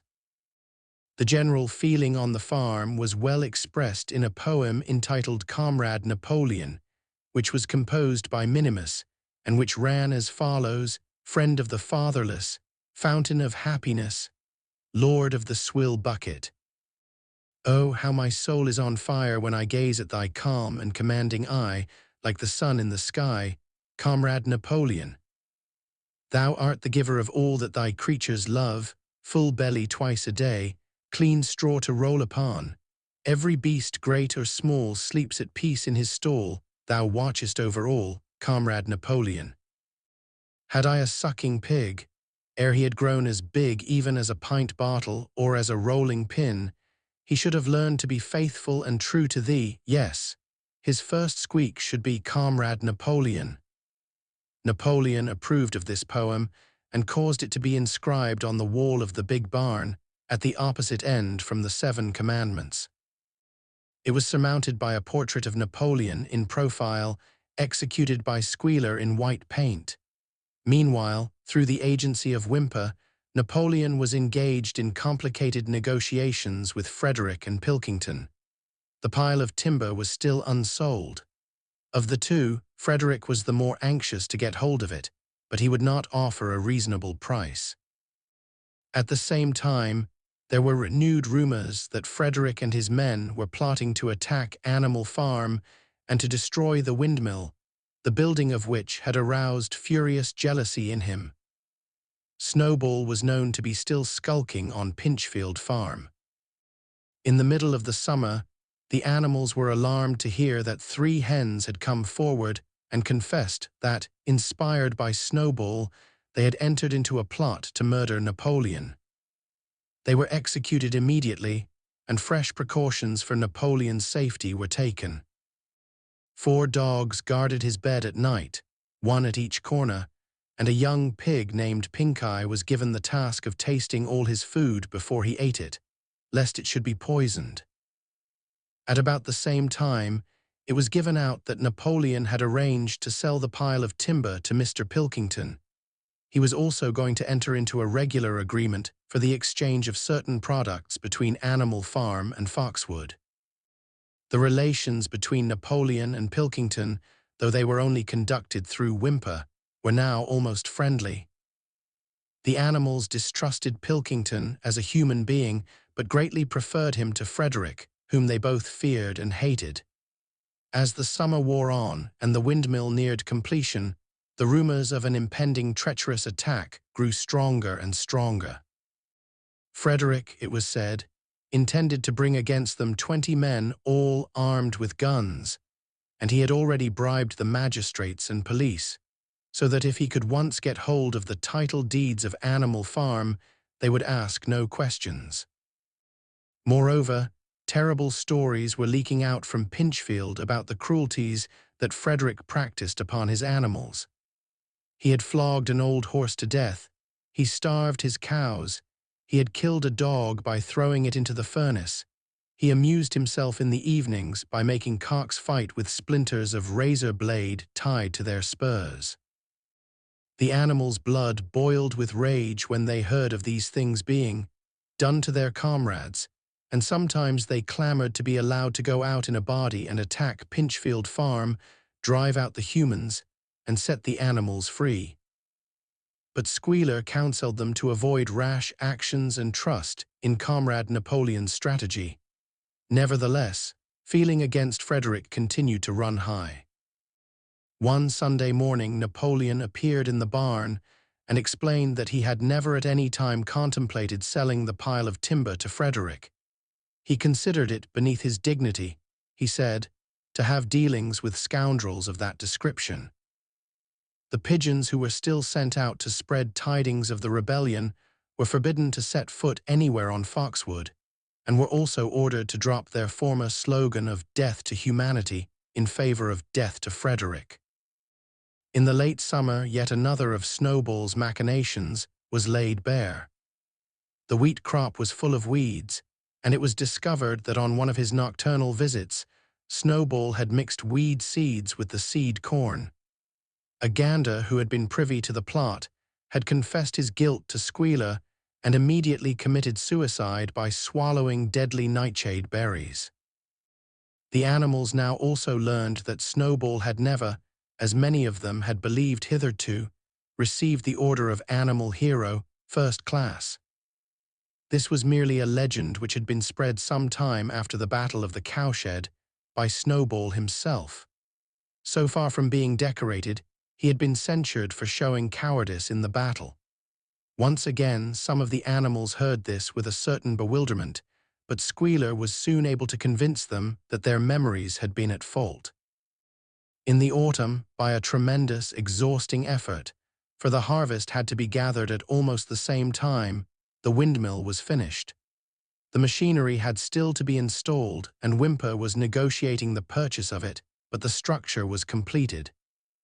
In the teeth of every difficulty, in spite of inexperience, of primitive implements, of bad luck, and of Snowball's treachery, the work had been finished punctually to the very day. Tired out but proud, the animals walked round and round their masterpiece, which appeared even more beautiful in their eyes than when it had been built the first time. Moreover, the walls were twice as thick as before. Nothing short of explosives would lay them low this time. And when they thought of how they had labored, what discouragements they had overcome, and the enormous difference that would be made in their lives when the sails were turning and the dynamos running, when they thought of all this, their tiredness forsook them, and they gambolled round and round the windmill, uttering cries of triumph. Napoleon himself, attended by his dogs and his cockerel, came down to inspect the completed work. He personally congratulated the animals on their achievement and announced that the mill would be named Napoleon Mill. 2 days later, the animals were called together for a special meeting in the barn. They were struck dumb with surprise when Napoleon announced that he had sold the pile of timber to Frederick. Tomorrow Frederick's wagons would arrive and begin carting it away. Throughout the whole period of his seeming friendship with Pilkington, Napoleon had really been in secret agreement with Frederick. All relations with Foxwood had been broken off. Insulting messages had been sent to Pilkington. The pigeons had been told to avoid Pinchfield Farm and to alter their slogan from "Death to Frederick" to "Death to Pilkington." At the same time, Napoleon assured the animals that the stories of an impending attack on Animal Farm were completely untrue, and that the tales about Frederick's cruelty to his own animals had been greatly exaggerated. All these rumors had probably originated with Snowball and his agents. It now appeared that Snowball was not, after all, hiding on Pinchfield Farm, and in fact had never been there in his life. He was living, in considerable luxury, so it was said, at Foxwood, and had in reality been a pensioner of Pilkington for years past. The pigs were in ecstasies over Napoleon's cunning. By seeming to be friendly with Pilkington, he had forced Frederick to raise his price by £12. But the superior quality of Napoleon's mind, said Squealer, was shown in the fact that he trusted nobody, not even Frederick. Frederick had wanted to pay for the timber with something called a check, which, it seemed, was a piece of paper with a promise to pay written upon it. But Napoleon was too clever for him. He had demanded payment in real £5 notes, which were to be handed over before the timber was removed. Already Frederick had paid up, and the sum he had paid was just enough to buy the machinery for the windmill. Meanwhile, the timber was being carted away at high speed. When it was all gone, another special meeting was held in the barn for the animals to inspect Frederick's bank notes. Smiling beatifically and wearing both his decorations, Napoleon reposed on a bed of straw on the platform, with the money at his side, neatly piled on a china dish from the farmhouse kitchen. The animals filed slowly past, and each gazed his fill. And Boxer put out his nose to sniff at the banknotes, and the flimsy white things stirred and rustled in his breath. 3 days later there was a terrible hullabaloo. Whymper, his face deadly pale, came racing up the path on his bicycle flung it down in the yard and rushed straight into the farmhouse. The next moment, a choking roar of rage sounded from Napoleon's apartments. The news of what had happened sped round the farm like wildfire. The bank notes were forgeries. Frederick had got the timber for nothing. Napoleon called the animals together immediately and in a terrible voice pronounced the death sentence upon Frederick. When captured, he said, Frederick should be boiled alive. At the same time, he warned them that after this treacherous deed the worst was to be expected. Frederick and his men might make their long-expected attack at any moment. Sentinels were placed at all the approaches to the farm. In addition, 4 pigeons were sent to Foxwood with a conciliatory message, which it was hoped might re-establish good relations with Pilkington. The very next morning the attack came. The animals were at breakfast when the lookouts came racing in with the news that Frederick and his followers had already come through the 5-barred gate. Boldly enough, the animals sallied forth to meet them, but this time they did not have the easy victory that they had had in the Battle of the Cowshed. There were 15 men, with half a dozen guns between them, and they opened fire as soon as they got within 50 yards. The animals could not face the terrible explosions and the stinging pellets, and in spite of the efforts of Napoleon and Boxer to rally them, they were soon driven back. A number of them were already wounded. They took refuge in the farm buildings and peeped cautiously out from chinks and knot-holes. The whole of the big pasture, including the windmill, was in the hands of the enemy. For the moment even Napoleon seemed at a loss. He paced up and down without a word, his tail rigid and twitching. Wistful glances were sent in the direction of Foxwood. If Pilkington and his men would help them, the day might yet be won. But at this moment the 4 pigeons who had been sent out on the day before returned, one of them bearing a scrap of paper from Pilkington. On it was penciled the words, "Serves you right." Meanwhile Frederick and his men had halted about the windmill. The animals watched them, and a murmur of dismay went round. 2 of the men had produced a crowbar and a sledge-hammer. They were going to knock the windmill down. "Impossible," cried Napoleon. "We have built the walls far too thick for that. They could not knock it down in a week. Courage, comrades." But Benjamin was watching the movements of the men intently. The 2 with the hammer and the crowbar were drilling a hole near the base of the windmill. Slowly, and with an air almost of amusement, Benjamin nodded his long muzzle. "I thought so," he said. "Do you not see what they are doing? In another moment they are going to pack blasting powder into that hole." Terrified, the animals waited. It was impossible now to venture out of the shelter of the buildings. After a few minutes, the men were seen to be running in all directions. Then there was a deafening roar. The pigeons swirled into the air, and all the animals, except Napoleon, flung themselves flat on their bellies and hid their faces. When they got up again, a huge cloud of black smoke was hanging where the windmill had been. Slowly the breeze drifted it away. The windmill had ceased to exist. At this sight, the animals' courage returned to them. The fear and despair they had felt a moment earlier were drowned in their rage against this vile, contemptible act. A mighty cry for vengeance went up, and without waiting for further orders, they charged forth in a body and made straight for the enemy. This time they did not heed the cruel pellets that swept over them like hail. It was a savage, bitter battle. The men fired again and again, and when the animals got to close quarters, lashed out with their sticks and their heavy boots. A cow, 3 sheep, and 2 geese were killed, and nearly everyone was wounded. Even Napoleon, who was directing operations from the rear, had the tip of his tail chipped by a pellet. But the men did not go unscathed either. 3 of them had their heads broken by blows from Boxer's hoofs.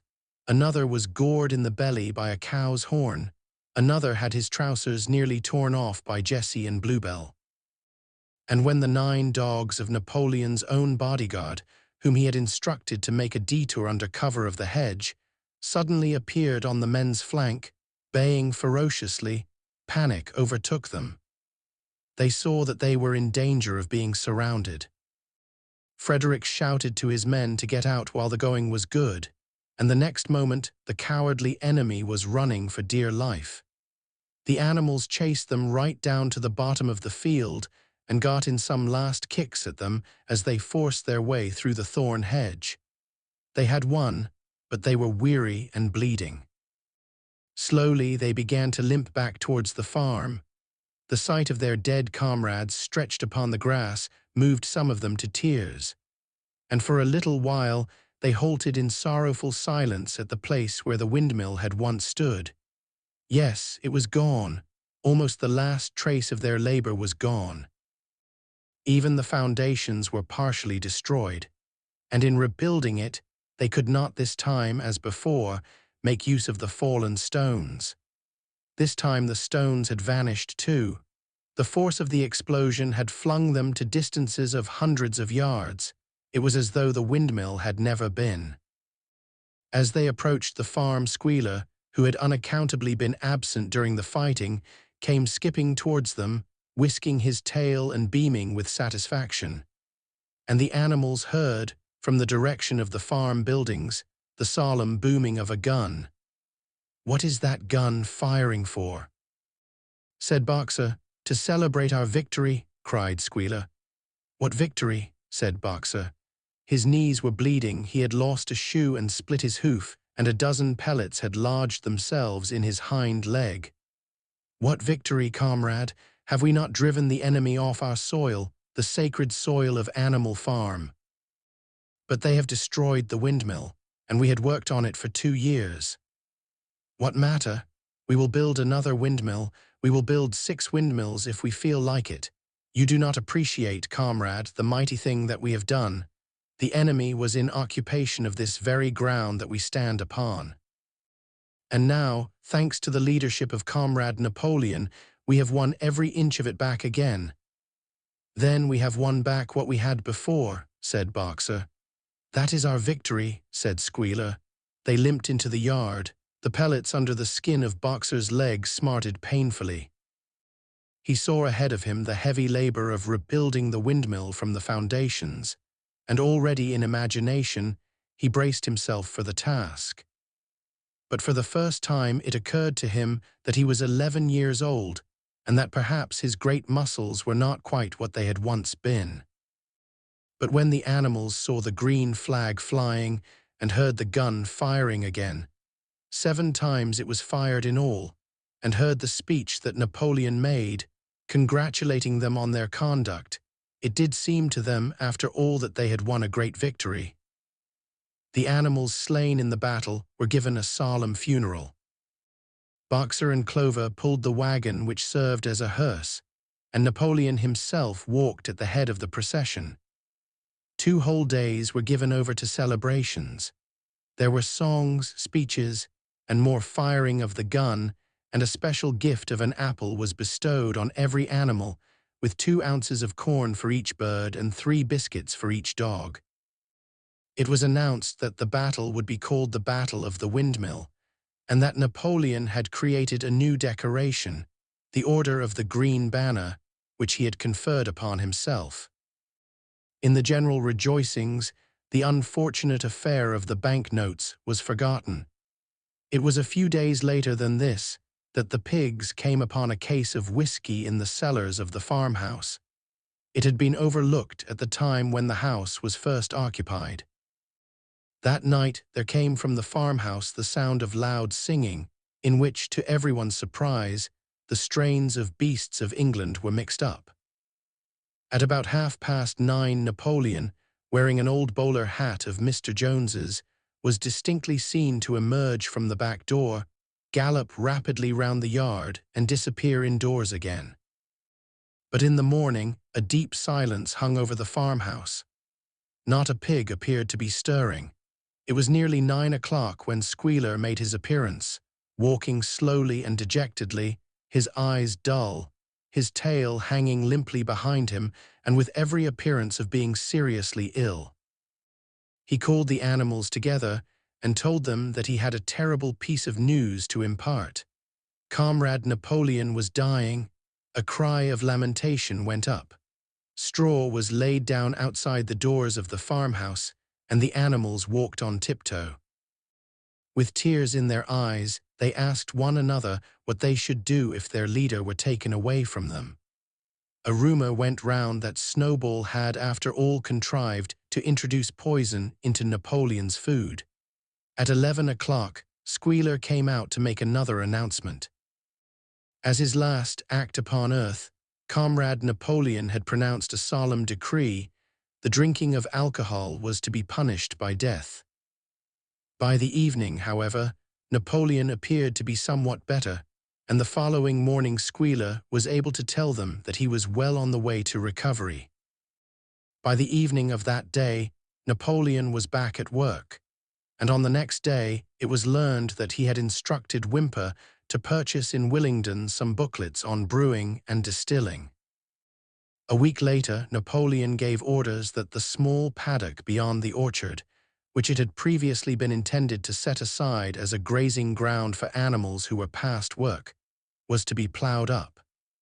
It was given out that the pasture was exhausted and needed reseeding, but it soon became known that Napoleon intended to sow it with barley. About this time, there occurred a strange incident which hardly anyone was able to understand.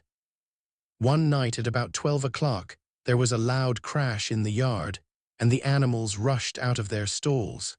It was a moonlit night. At the foot of the end wall of the big barn, where the 7 commandments were written, there lay a ladder broken in 2 pieces. Squealer, temporarily stunned, was sprawling beside it, and near at hand there lay a lantern, a paint brush, and an overturned pot of white paint. The dogs immediately made a ring round Squealer and escorted him back to the farmhouse as soon as he was able to walk.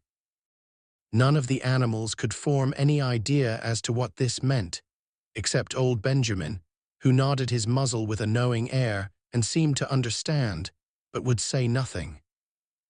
But a few days later, Muriel, reading over the 7 commandments to herself, noticed that there was yet another of them which the animals had remembered wrong. They had thought that the 5th commandment was no animal shall drink alcohol, but there were 2 words that they had forgotten. Actually, the commandment read, no animal shall drink alcohol to excess. Chapter 9.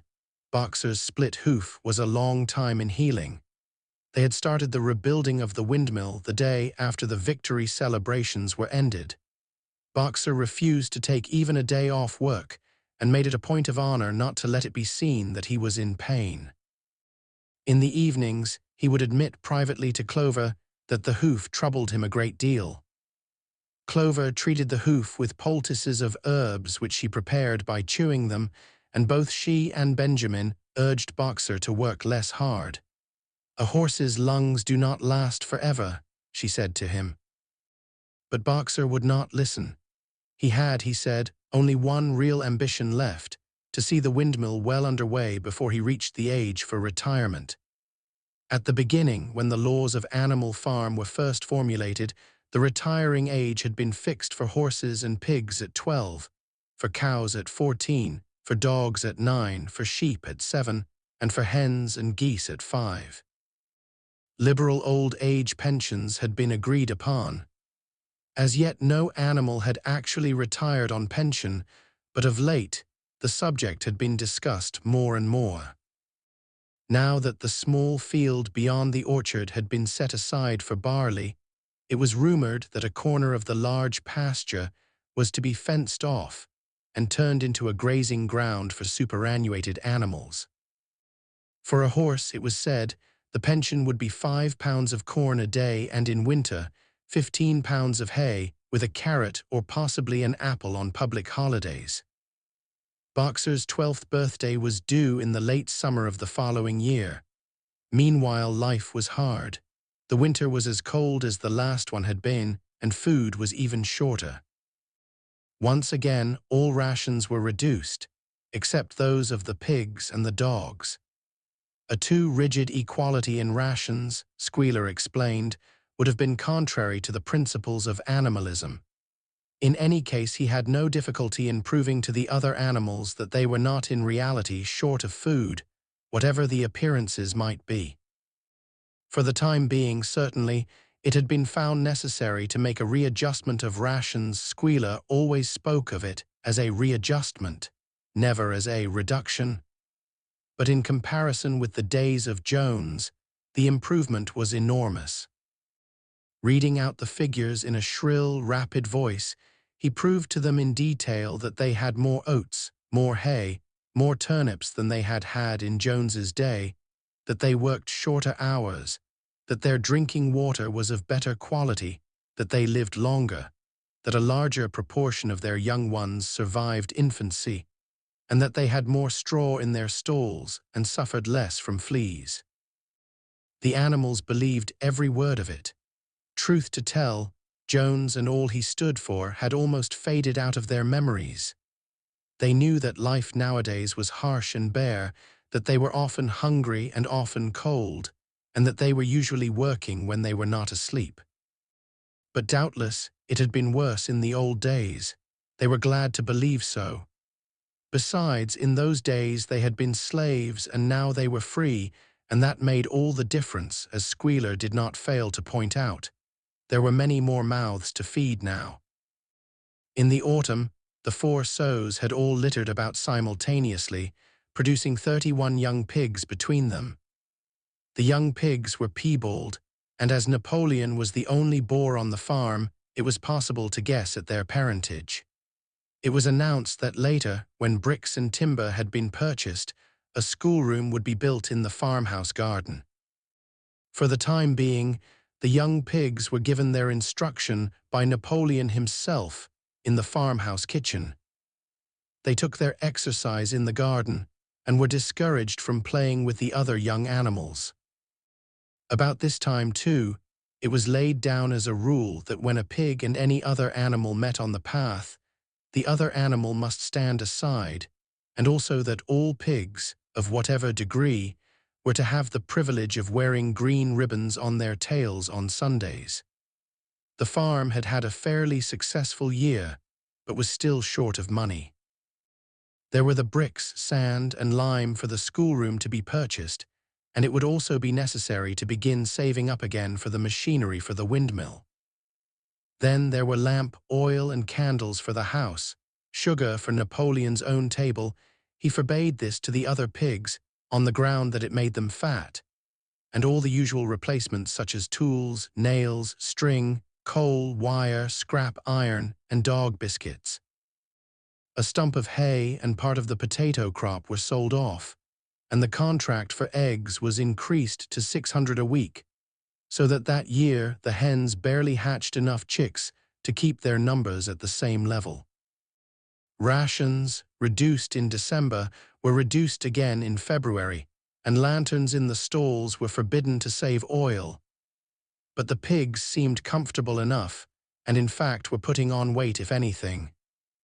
One afternoon in late February, a warm, rich, appetizing scent, such as the animals had never smelt before, wafted itself across the yard from the little brew house, which had been disused in Jones's time and which stood beyond the kitchen. Someone said it was the smell of cooking barley. The animals sniffed the air hungrily and wondered whether a warm mash was being prepared for their supper. But no warm mash appeared, and on the following Sunday it was announced that from now onwards all barley would be reserved for the pigs. The field beyond the orchard had already been sown with barley, and the news soon leaked out that every pig was now receiving a ration of a pint of beer daily, with half a gallon for Napoleon himself, which was always served to him in the Crown Derby soup tureen. But if there were hardships to be borne, they were partly offset by the fact that life nowadays had a greater dignity than it had had before. There were more songs, more speeches, more processions. Napoleon had commanded that once a week there should be held something called a spontaneous demonstration, the object of which was to celebrate the struggles and triumphs of Animal Farm. At the appointed time, the animals would leave their work and march round the precincts of the farm in military formation, with the pigs leading, then the horses, then the cows, then the sheep, and then the poultry. The dogs flanked the procession, and at the head of all marched Napoleon's black cockerel. Boxer and Clover always carried between them a green banner marked with the hoof and the horn and the caption, "Long live Comrade Napoleon." Afterwards, there were recitations of poems composed in Napoleon's honor, and a speech by Squealer giving particulars of the latest increases in the production of foodstuffs. And on occasion, a shot was fired from the gun. The sheep were the greatest devotees of the spontaneous demonstration, and if anyone complained, as a few animals sometimes did, when no pigs or dogs were near, that they wasted time and meant a lot of standing about in the cold, the sheep were sure to silence him with a tremendous bleating of 4 legs good, 2 legs bad. But by and large the animals enjoyed these celebrations. They found it comforting to be reminded that, after all, they were truly their own masters and that the work they did was for their own benefit. So that, what with the songs, the processions, Squealer's lists of figures, the thunder of the gun, the crowing of the cockerel, and the fluttering of the flag, they were able to forget that their bellies were empty, at least part of the time. In April, Animal Farm was proclaimed a republic, and it became necessary to elect a president. There was only one candidate, Napoleon, who was elected unanimously. On the same day, it was given out that fresh documents had been discovered, which revealed further details about Snowball's complicity with Jones. It now appeared that Snowball had not, as the animals had previously imagined, merely attempted to lose the battle of the cowshed by means of a stratagem, but had been openly fighting on Jones's side. In fact, it was he who had actually been the leader of the human forces and had charged into battle with the words "Long live humanity" on his lips. The wounds on Snowball's back, which a few of the animals still remembered to have seen, had been inflicted by Napoleon's teeth. In the middle of the summer moses, the raven suddenly reappeared on the farm after an absence of several years.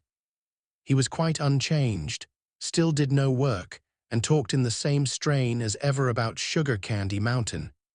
He would perch on a stump, flap his black wings, and talk by the hour to anyone who would listen. "Up there, comrades," he would say solemnly, pointing to the sky with his large beak. "Up there, just on the other side of that dark cloud that you can see, there it lies, Sugar Candy Mountain, that happy country where we poor animals shall rest forever from our labors." He even claimed to have been there on one of his higher flights, and to have seen the everlasting fields of clover and the linseed cake and lump sugar growing on the hedges. Many of the animals believed him. Their lives now, they reasoned, were hungry and laborious. Was it not right and just that a better world should exist somewhere else?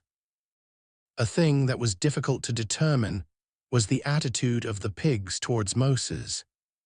They all declared contemptuously that his stories about Sugar Candy Mountain were lies, and yet they allowed him to remain on the farm, not working, with an allowance of a gill of beer a day.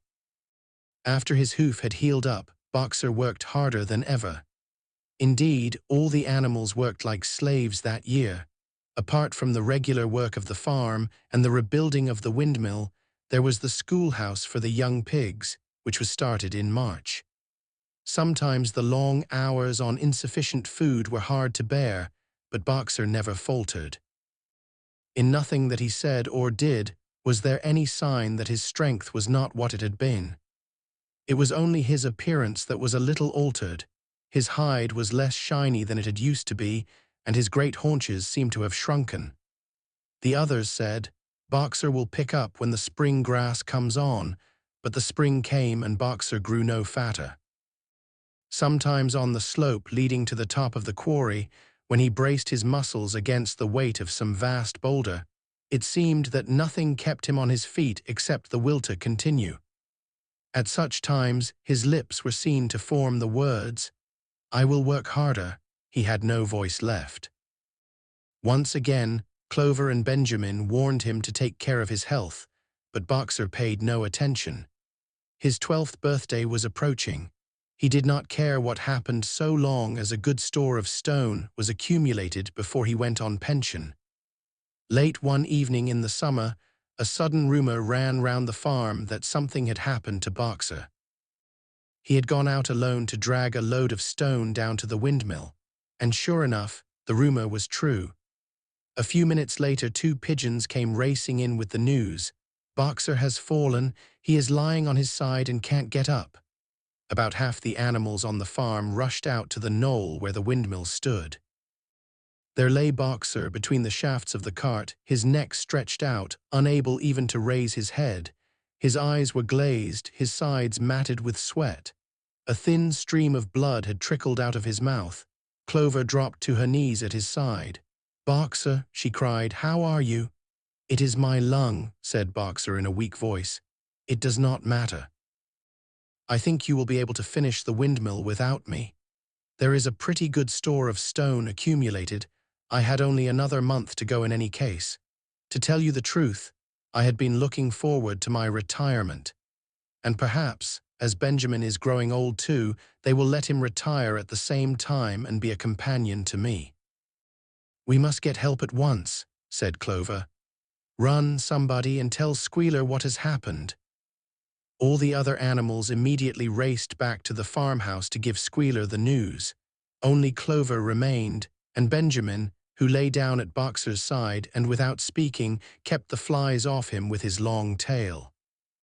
After about a quarter of an hour, Squealer appeared, full of sympathy and concern. He said that Comrade Napoleon had learned with the very deepest distress of this misfortune to one of the most loyal workers on the farm, and was already making arrangements to send Boxer to be treated in the hospital at Willingdon. The animals felt a little uneasy at this. Except for Molly and Snowball, no other animal had ever left the farm, and they did not like to think of their sick comrade in the hands of human beings. However, Squealer easily convinced them that the veterinary surgeon in Willingdon could treat Boxer's case more satisfactorily than could be done on the farm. And about half an hour later, when Boxer had somewhat recovered, he was with difficulty got on to his feet and managed to limp back to his stall, where Clover and Benjamin had prepared a good bed of straw for him. For the next 2 days, Boxer remained in his stall. The pigs had sent out a large bottle of pink medicine which they had found in the medicine chest in the bathroom, and Clover administered it to Boxer twice a day after meals. In the evenings, she lay in his stall and talked to him, while Benjamin kept the flies off him. Boxer professed not to be sorry for what had happened. If he made a good recovery, he might expect to live another 3 years, and he looked forward to the peaceful days that he would spend in the corner of the big pasture. It would be the first time that he had had leisure to study and improve his mind. He intended, he said, to devote the rest of his life to learning the remaining 22 letters of the alphabet. However, Benjamin and Clover could only be with Boxer after working hours, and it was in the middle of the day when the van came to take him away.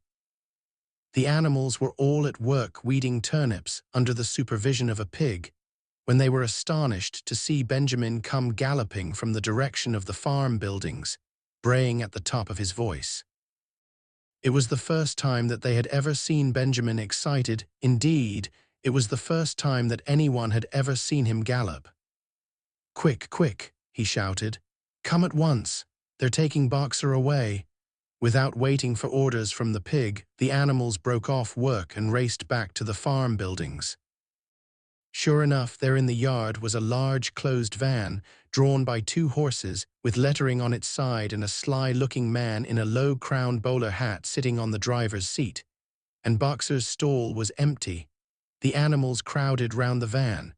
"Goodbye, Boxer," they chorused. "Goodbye." "Fools, fools," shouted Benjamin, prancing round them and stamping the earth with his small hoofs. "Fools. Do you not see what is written on the side of that van?" That gave the animals pause, and there was a hush. Muriel began to spell out the words, But Benjamin pushed her aside, and in the midst of a deadly silence he read, Alfred Simmons, horse slaughterer and glue boiler, Willingdon, dealer in hides and bone meal, kennels supplied. Do you not understand what that means? They are taking Boxer to the knackers. A cry of horror burst from all the animals. At this moment the man on the box whipped up his horses, and the van moved out of the yard at a smart trot. All the animals followed, crying out at the tops of their voices. Clover forced her way to the front. The van began to gather speed. Clover tried to stir her stout limbs to a gallop and achieved a canter. "Boxer," she cried. "Boxer, Boxer, Boxer." And just at this moment, as though he had heard the uproar outside, Boxer's face, with the white stripe down his nose, appeared at the small window at the back of the van. "Boxer," cried Clover in a terrible voice. "Boxer, get out quickly. They are taking you to your death." All the animals took up the cry of "Get out, Boxer, get out." But the van was already gathering speed and drawing away from them. It was uncertain whether Boxer had understood what Clover had said. But a moment later his face disappeared from the window, and there was the sound of a tremendous drumming of hoofs inside the van. He was trying to kick his way out. The time had been when a few kicks from Boxer's hoofs would have smashed the van to matchwood. But alas, his strength had left him, and in a few moments the sound of drumming hoofs grew fainter and died away. In desperation, the animals began appealing to the two horses which drew the van to stop. "Comrades, comrades," they shouted, "don't take your own brother to his death." But the stupid brutes, too ignorant to realize what was happening, merely set back their ears and quickened their pace. Boxer's face did not reappear at the window. Too late, someone thought of racing ahead and shutting the 5-barred gate, but in another moment the van was through it and rapidly disappearing down the road. Boxer was never seen again. 3 days later, it was announced that he had died in the hospital at Willingdon, in spite of receiving every attention a horse could have. Squealer came to announce the news to the others. He had, he said, been present during Boxer's last hours. "It was the most affecting sight I have ever seen," said Squealer, lifting his trotter and wiping away a tear. "I was at his bedside at the very last, and at the end, almost too weak to speak, he whispered in my ear that his sole sorrow was to have passed on before the windmill was finished. 'Forward, comrades,' he whispered. 'Forward in the name of the rebellion. Long live Animal Farm. Long live Comrade Napoleon. Napoleon is always right.' Those were his very last words, comrades." Here Squealer's demeanor suddenly changed. He fell silent for a moment, and his little eyes darted suspicious glances from side to side before he proceeded. It had come to his knowledge, he said, that a foolish and wicked rumor had been circulated at the time of Boxer's removal. Some of the animals had noticed that the van which took Boxer away was marked "Horse Slaughterer," and had actually jumped to the conclusion that Boxer was being sent to the knackers. "It was almost unbelievable," said Squealer, "that any animal could be so stupid. Surely," he cried indignantly, whisking his tail and skipping from side to side, "surely they knew their beloved leader, Comrade Napoleon, better than that." But the explanation was really very simple.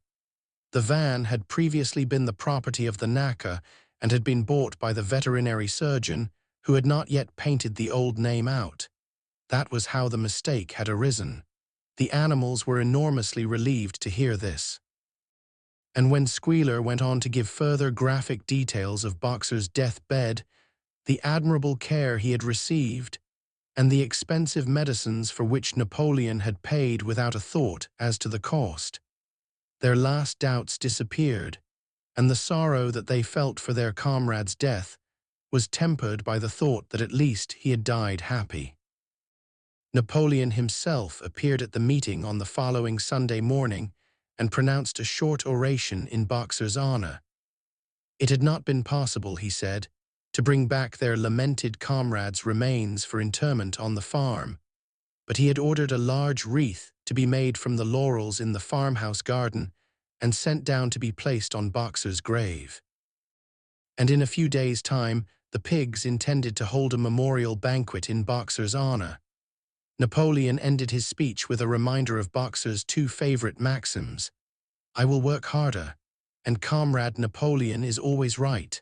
Maxims, he said, which every animal would do well to adopt as his own. On the day appointed for the banquet, a grocer's van drove up from Willingdon and delivered a large wooden crate at the farmhouse. That night, there was the sound of uproarious singing, which was followed by what sounded like a violent quarrel and ended at about 11 o'clock with a tremendous crash of glass.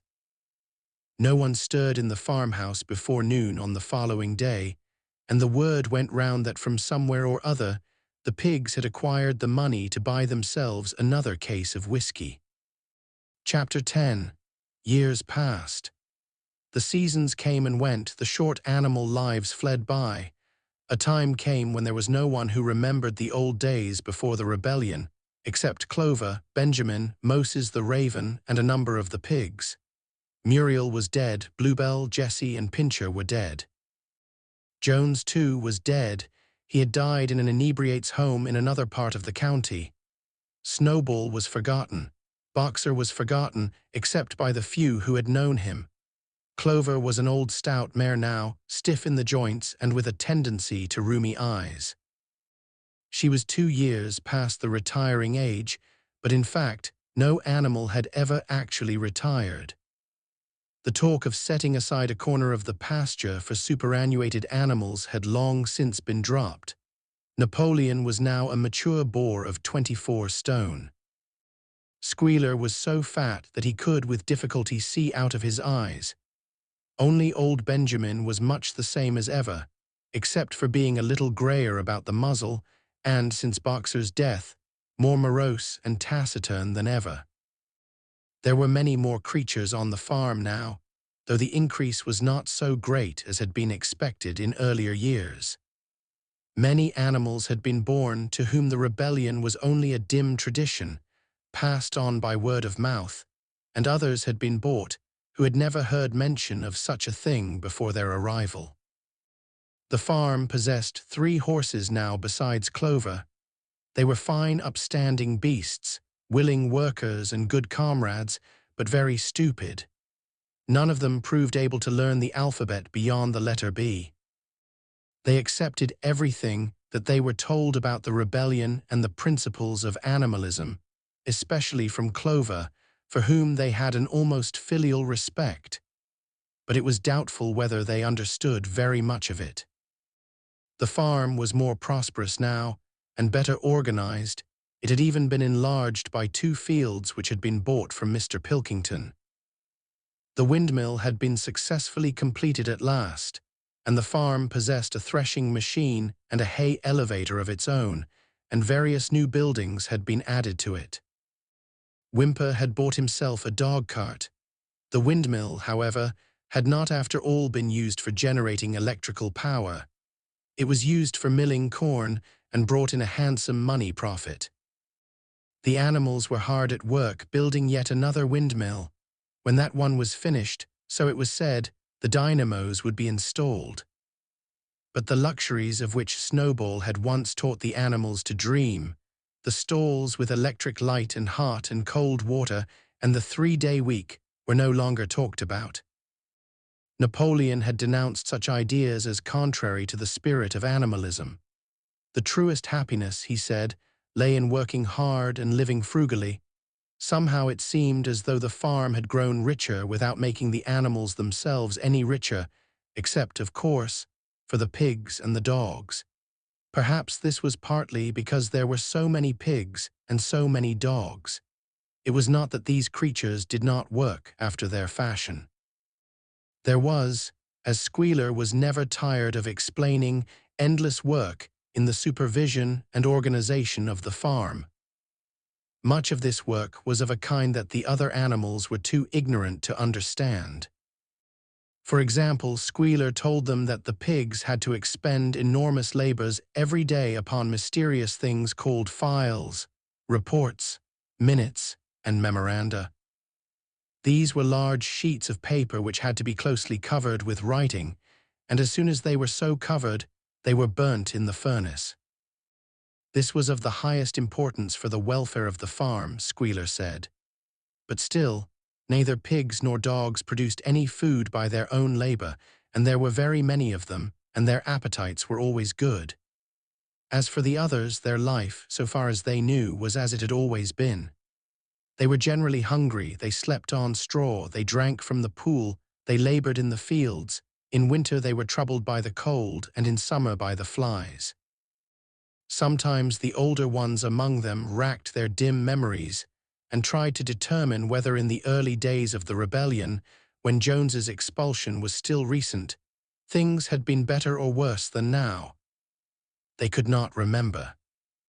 There was nothing with which they could compare their present lives. They had nothing to go upon except Squealer's lists of figures, which invariably demonstrated that everything was getting better and better. The animals found the problem insoluble. In any case, they had little time for speculating on such things now. Only old Benjamin professed to remember every detail of his long life, and to know that things never had been, nor ever could be much better or much worse. Hunger, hardship, and disappointment being, so he said, the unalterable law of life. And yet the animals never gave up hope. More, they never lost, even for an instant, their sense of honor and privilege in being members of Animal Farm. They were still the only farm in the whole county, in all England, owned and operated by animals. Not one of them, not even the youngest, not even the newcomers who had been brought from farms 10 or 20 miles away, ever ceased to marvel at that.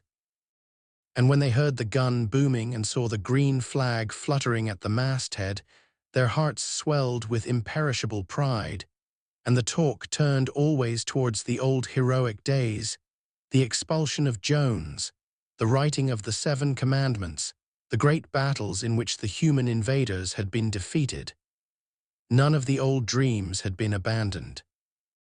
The republic of the animals which Major had foretold, when the green fields of England should be untrodden by human feet, was still believed in. Some day it was coming. It might not be soon.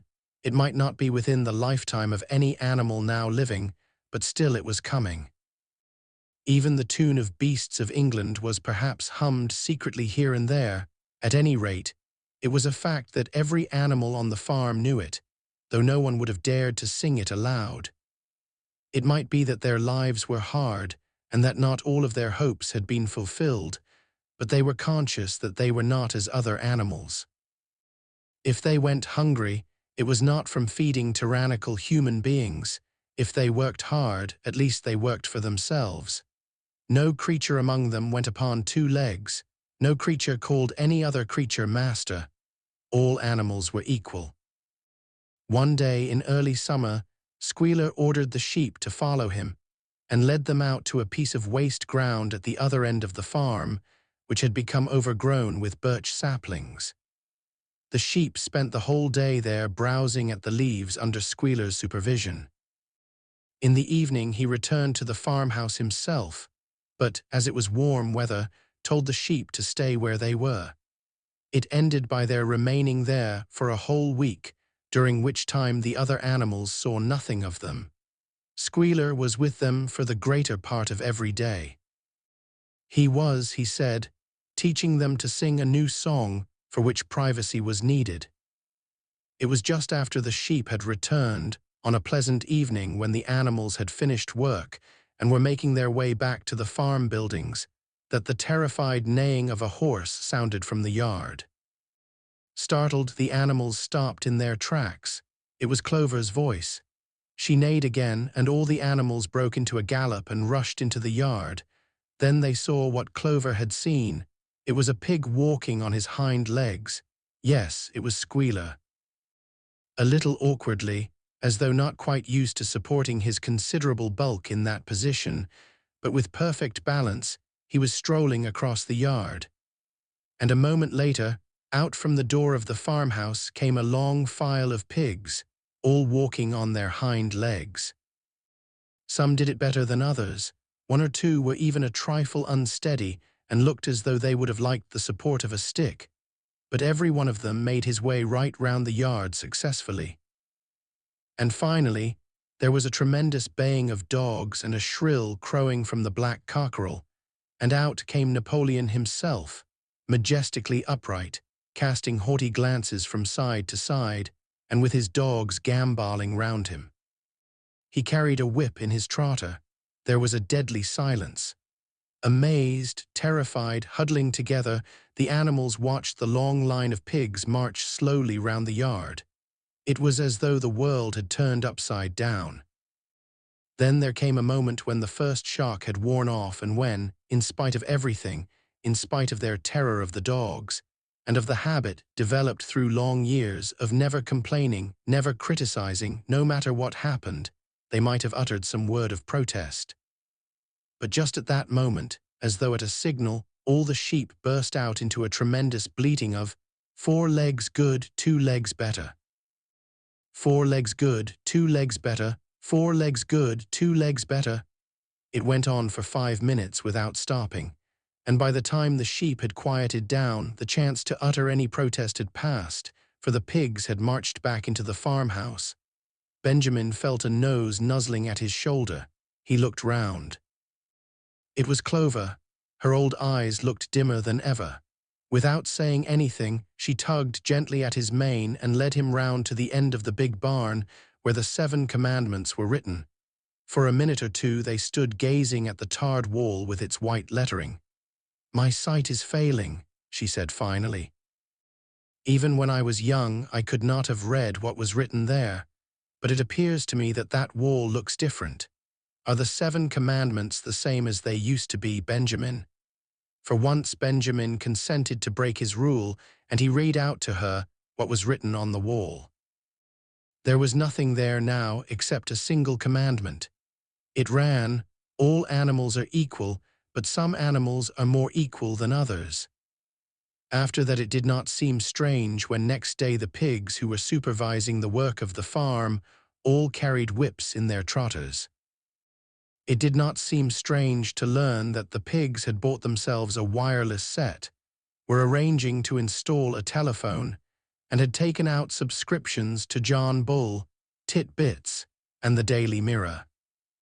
It did not seem strange when Napoleon was seen strolling in the farmhouse garden with a pipe in his mouth. No, not even when the pigs took Mr. Jones's clothes out of the wardrobes and put them on. Napoleon himself appearing in a black coat, rat-catcher breeches, and leather leggings, while his favorite so appeared in the watered silk dress, which Mrs. Jones had been used to wear on Sundays. A week later, in the afternoon, a number of dog carts drove up to the farm. A deputation of neighboring farmers had been invited to make a tour of inspection.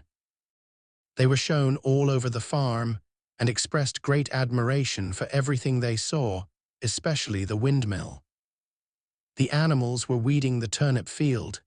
They worked diligently, hardly raising their faces from the ground and not knowing whether to be more frightened of the pigs or of the human visitors. That evening, loud laughter and bursts of singing came from the farmhouse. And suddenly, at the sound of the mingled voices, the animals were stricken with curiosity. What could be happening in there, now that for the first time animals and human beings were meeting on terms of equality? With one accord, they began to creep as quietly as possible into the farmhouse garden. At the gate they paused, half frightened to go on, but Clover led the way in. They tiptoed up to the house, and such animals as were tall enough peered in at the dining-room window. There, round the long table, sat half a dozen farmers and half a dozen of the more eminent pigs, Napoleon himself occupying the seat of honor at the head of the table. The pigs appeared completely at ease in their chairs. The company had been enjoying a game of cards, but had broken off for the moment, evidently in order to drink a toast. A large jug was circulating, and the mugs were being refilled with beer. No one noticed the wondering faces of the animals that gazed in at the window. Mr. Pilkington of Foxwood had stood up, his mug in his hand. In a moment, he said, he would ask the present company to drink a toast, but before doing so, there were a few words that he felt it incumbent upon him to say. It was a source of great satisfaction to him, he said, and he was sure, to all others present, to feel that a long period of mistrust and misunderstanding had now come to an end. There had been a time, not that he or any of the present company had shared such sentiments, but there had been a time when the respected proprietors of Animal Farm had been regarded, he would not say with hostility, but perhaps with a certain measure of misgiving by their human neighbors. Unfortunate incidents had occurred, mistaken ideas had been current. It had been felt that the existence of a farm owned and operated by pigs was somehow abnormal and was liable to have an unsettling effect in the neighborhood. Too many farmers had assumed, without due inquiry, that on such a farm a spirit of license and indiscipline would prevail. They had been nervous about the effects upon their own animals or even upon their human employees. But all such doubts were now dispelled. Today, he and his friends had visited Animal Farm and inspected every inch of it with their own eyes, and what did they find? Not only the most up-to-date methods, but a discipline and an orderliness which should be an example to all farmers everywhere. He believed that he was right in saying that the lower animals on Animal Farm did more work and received less food than any animals in the county. Indeed, he and his fellow visitors today had observed many features which they intended to introduce on their own farms immediately. He would end his remarks, he said, by emphasizing once again the friendly feelings that subsisted, and ought to subsist, between Animal Farm and its neighbors. Between pigs and human beings, there was not, and there need not be, any clash of interests whatever. Their struggles and their difficulties were one. Was not the labor problem the same everywhere? Here it became apparent that Mr. Pilkington was about to spring some carefully prepared witticism on the company, but for a moment he was too overcome by amusement to be able to utter it. After much choking, during which his various chins turned purple, he managed to get it out. "If you have your lower animals to contend with," he said, "we have our lower classes." This bon mot set the table in a roar, and Mr. Pilkington once again congratulated the pigs on the low rations, the long working hours, and the general absence of pampering which he had observed on Animal Farm. And now, he said finally, he would ask the company to rise to their feet and make certain that their glasses were full. "Gentlemen," concluded Mr. Pilkington, "gentlemen, I give you a toast to the prosperity of Animal Farm." There was enthusiastic cheering and stamping of feet. Napoleon was so gratified that he left his place and came round the table to clink his mug against Mr. Pilkington's before emptying it. When the cheering had died down, Napoleon, who had remained on his feet, intimated that he too had a few words to say. Like all of Napoleon's speeches, it was short and to the point. He too, he said, was happy that the period of misunderstanding was at an end. For a long time there had been rumors, circulated, he had reason to think, by some malignant enemy, that there was something subversive and even revolutionary in the outlook of himself and his colleagues. They had been credited with attempting to stir up rebellion among the animals on neighboring farms. Nothing could be further from the truth. Their sole wish, now and in the past, was to live at peace and in normal business relations with their neighbors. This farm which he had the honor to control, he added, was a co-operative enterprise. The title deeds, which were in his own possession, were owned by the pigs jointly.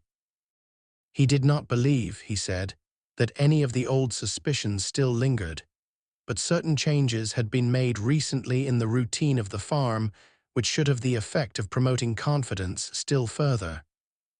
Hitherto, the animals on the farm had had a rather foolish custom of addressing one another as comrade. This was to be suppressed. There had also been a very strange custom, whose origin was unknown, of marching every Sunday morning past a boar's skull which was nailed to a post in the garden.